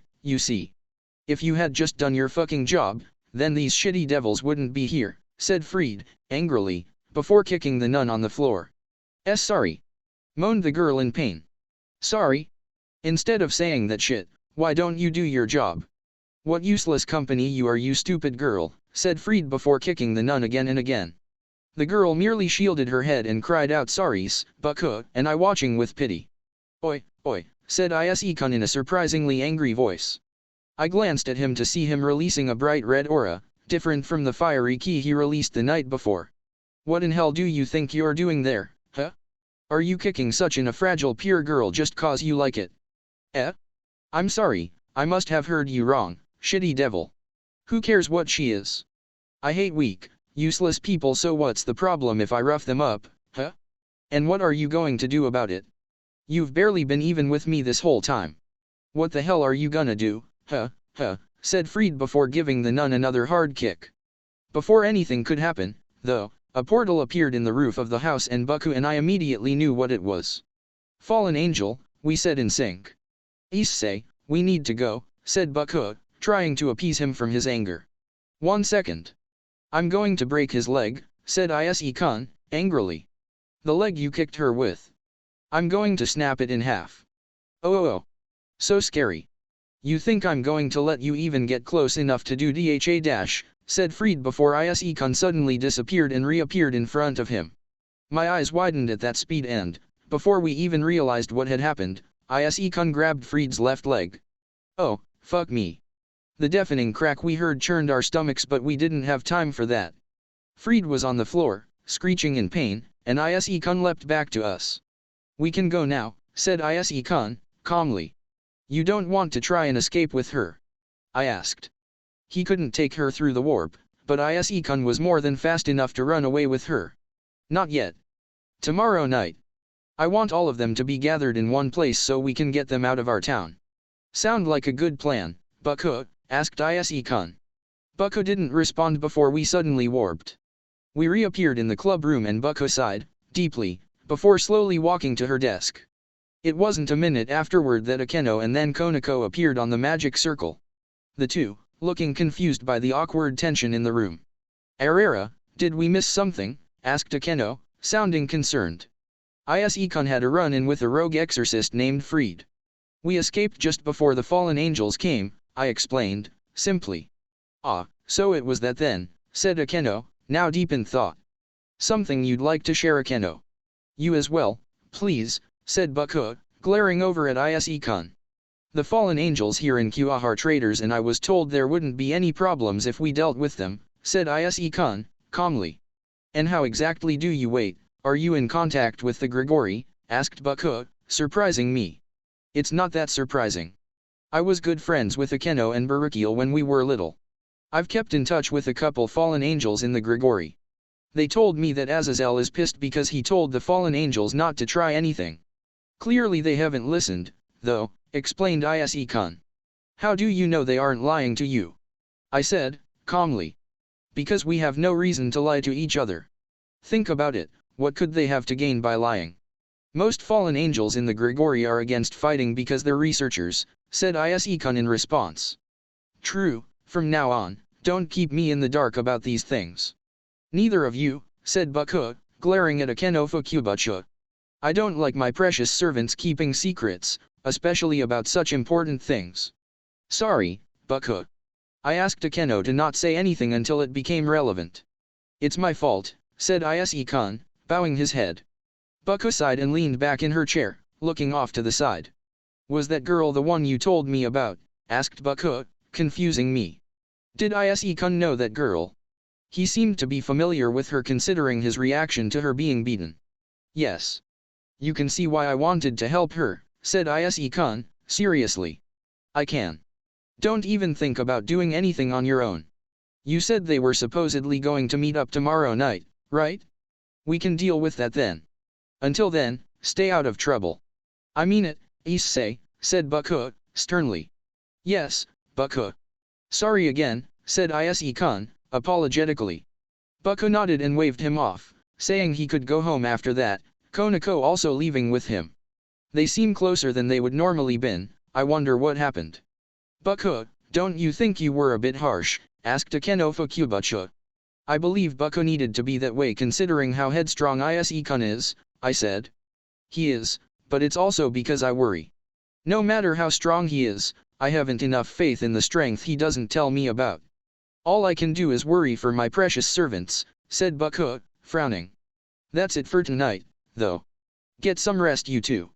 It seems we'll have some things to take care of tomorrow night aside from requests. Issei-kun seems to have caused Baku a lot of stress. Hopefully it isn't for nothing. Issei POV. It was the next day already and school was over. I told Rias that I needed to meet Asia once more before the situation tonight and she reluctantly let me go back out. I went to the park where I met her again after our first meeting and it was only a few minutes before I heard her voice. Issei-san, called Asia from behind me. I turned and found her there, her expression a mixture of confusion, worry, and happiness. Asia. I said before slowly walking towards her. Are you alright? Yes, I am.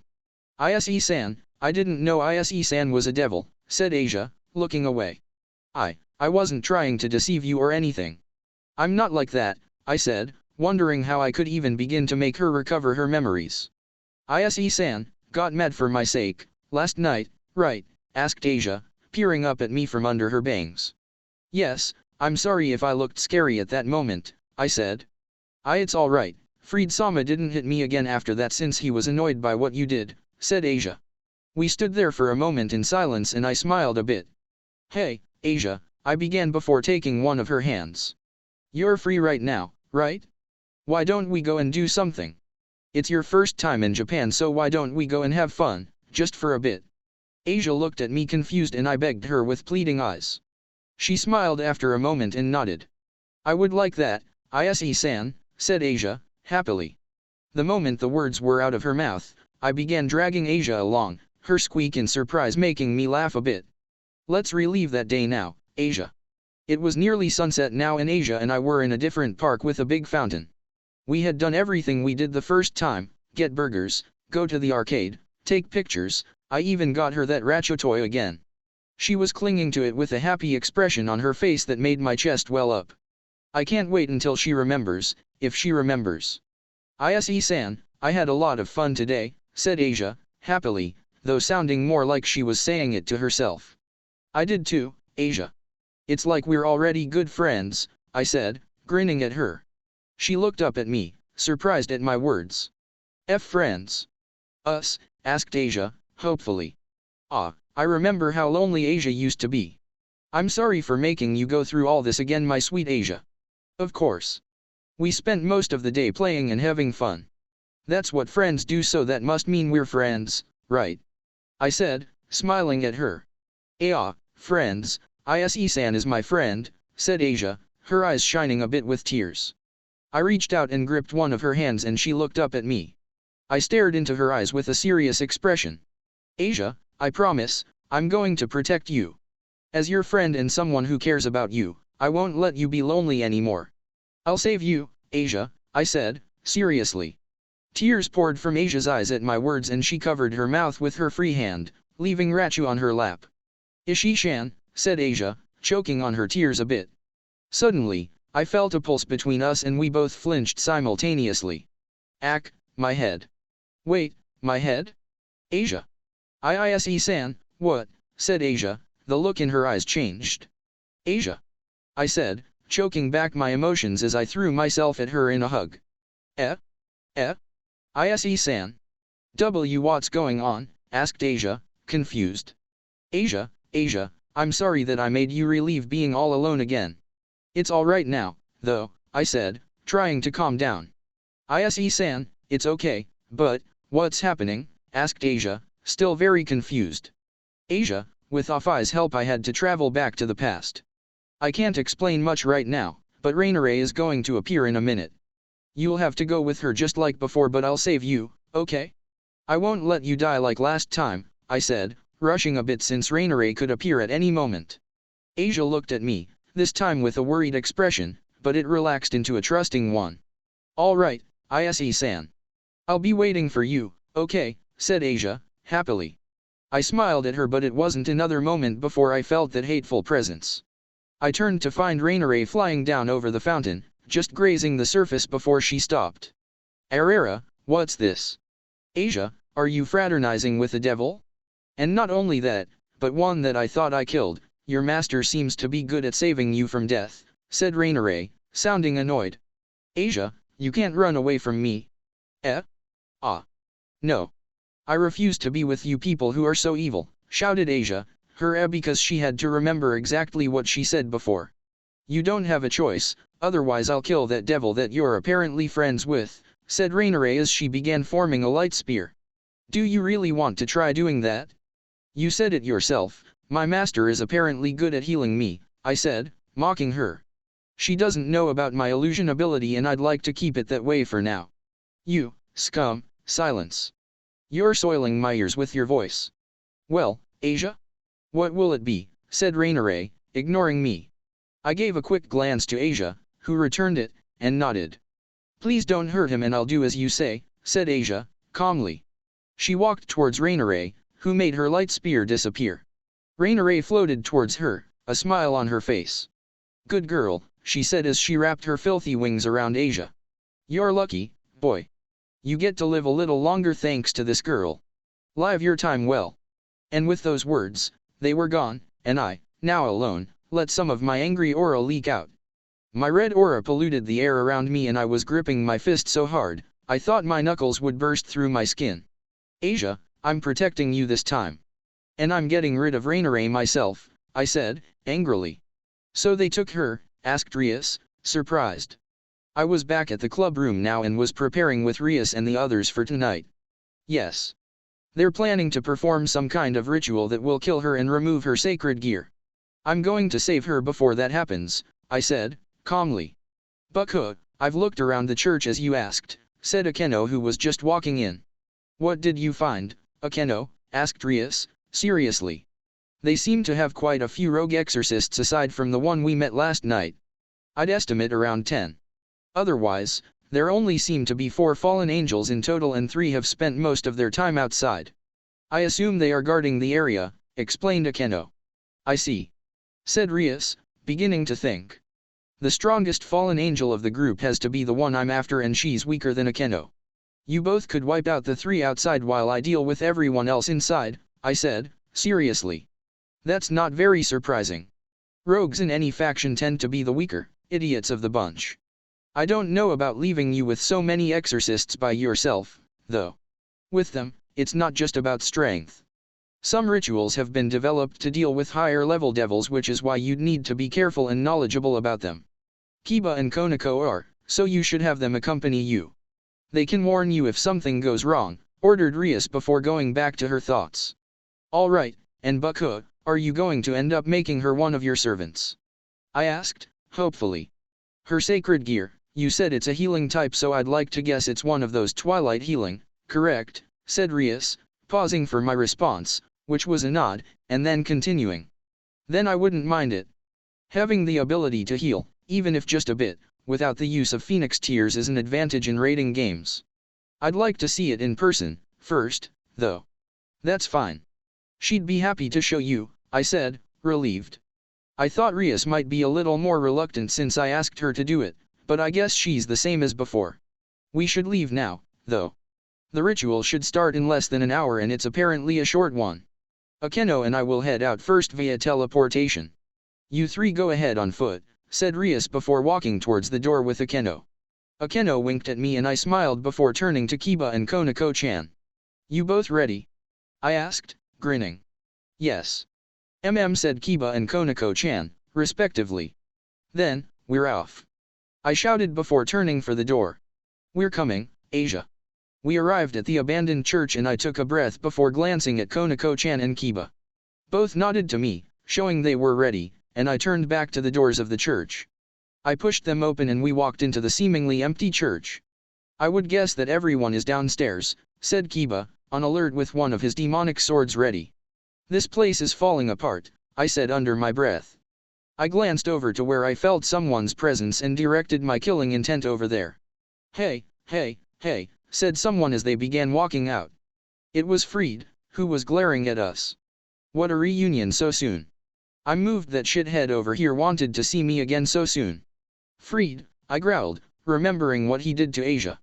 Considering his leg is fixed, they must have forced Asia to heal him.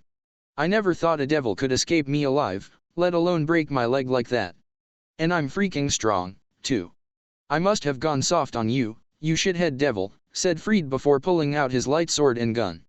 That fucking pisses me off, so I'm going to kill you now for freaking breaking my leg, you stupid prick. Issei-kun, Konako, and I will handle this one. Go downstairs and save your friend.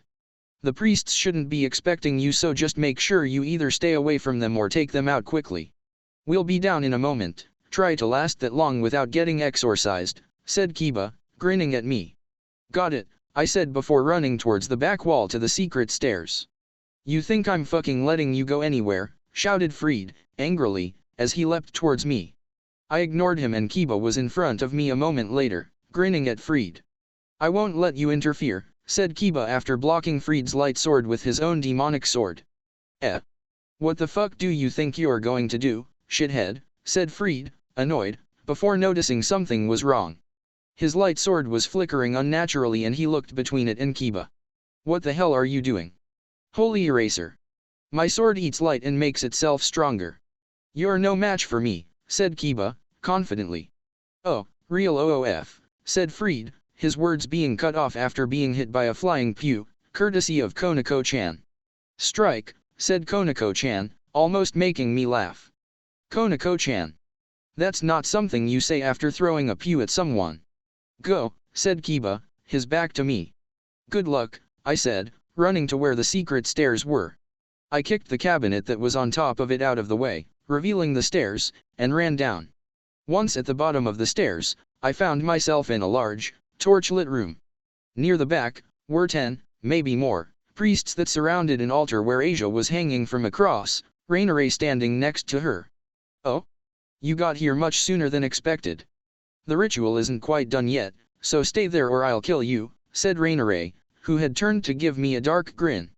Issei-san, shouted Asia, looking relieved to see me. Asia, I said as I took a step forward. Before I could go forward, though, a light spear was thrown at me and, when it blew up the ground in front of me, it created a small cloud of smoke. Didn't I tell you to wait there? Priests, finish the chants before that boy and his companions interfere, said Rainare, annoyed. Asia, I said, again, though this time, I wasn't stopping. Before Rainare even had a chance to form a light spear, I had leapt to the top of the altar, just below Asia, shocking Rainare. I coated my hand in ki and sliced up the chains that held Asia to the cross, catching her as she fell to me. I promised I'd save you. Yes, Issei-san, said Asia as she snuggled into my chest. I shifted her weight in my arms to free my right hand and turned a glaring eye to Rainare. She looked shocked, but the shock then turned to fury. You ruined it. Do you know how long it takes to set up a ritual like this? My twilight healing. My special power that would have pleased Azazel-sama, shouted Rainare, her anger towards me obvious. Azazel told me to let you know that, for betraying his orders and trying to kill me, you are banned from returning, I said, calmly. Her eyes went blank for a moment and it took her a moment to collect her thoughts. While she did that, I began walking down the steps of the altar and through the crowd of priests who were too shocked by what I had just done to even react. I don't want to hurt any of you, stay out of my way. Wait. What are you all doing? Even if the ritual today is over, we still have next time. Get that girl back, shouted Rainare. I guess she collected herself. Arrav! Die devil, shouted some of the priests who jumped to attack me while others began to chant spells. With a wave of my hand I blew away all the priests who were trying to attack me and they slammed into the walls of the room, now unconscious. The rest froze in place and I continued walking to the back of the room before placing Asia seated on the ground. Issei-san, don't kill the priests, said Asia, sweetly. She looked exhausted. I wonder what kind of torturous preparations did they have to perform before the ritual. They're not the ones I'm going to kill, Asia, don't worry, I said, trying to keep back my anger. I wasn't lying. Everything was Rainare's fault. Issei-san, I love you, said Asia, smiling at me. I love you, too, Asia. I won't do anything bad. I just want to deal with Rainare myself, I said, smiling at her. Asia's sweetness always calms me down. Ack, you priests are so weak. I'll kill him myself, shouted Rainare before flying up and forming a light spear. I glared at her, causing her to hesitate.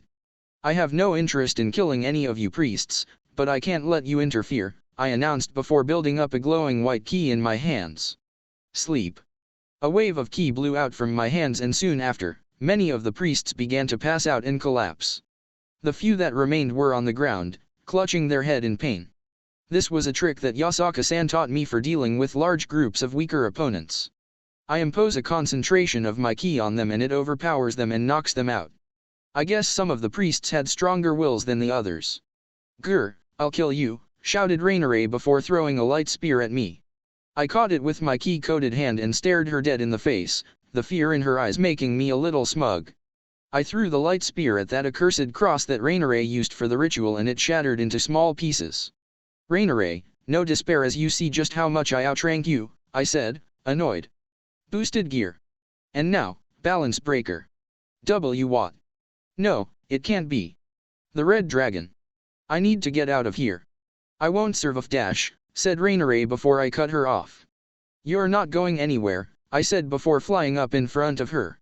She flinched and tried to fly back but I grabbed her head and threw her down into the ground, a small crater forming where she landed. Guh. Ack, Rainare groaned as she pulled her bloody face from the ground and whined. Please don't kill me. I'll do whatever you want, just please. You've done terrible things to Asia and I, things you don't even remember. I hate you. Goodbye, Rainare, I said, angrily. I released a ball of intense fiery ki from my hand, boosted of course, and it blew into the crater where Rainare laid. Quack! Echoed Rainare's voice as she disappeared into nothingness, only some of her feather left behind.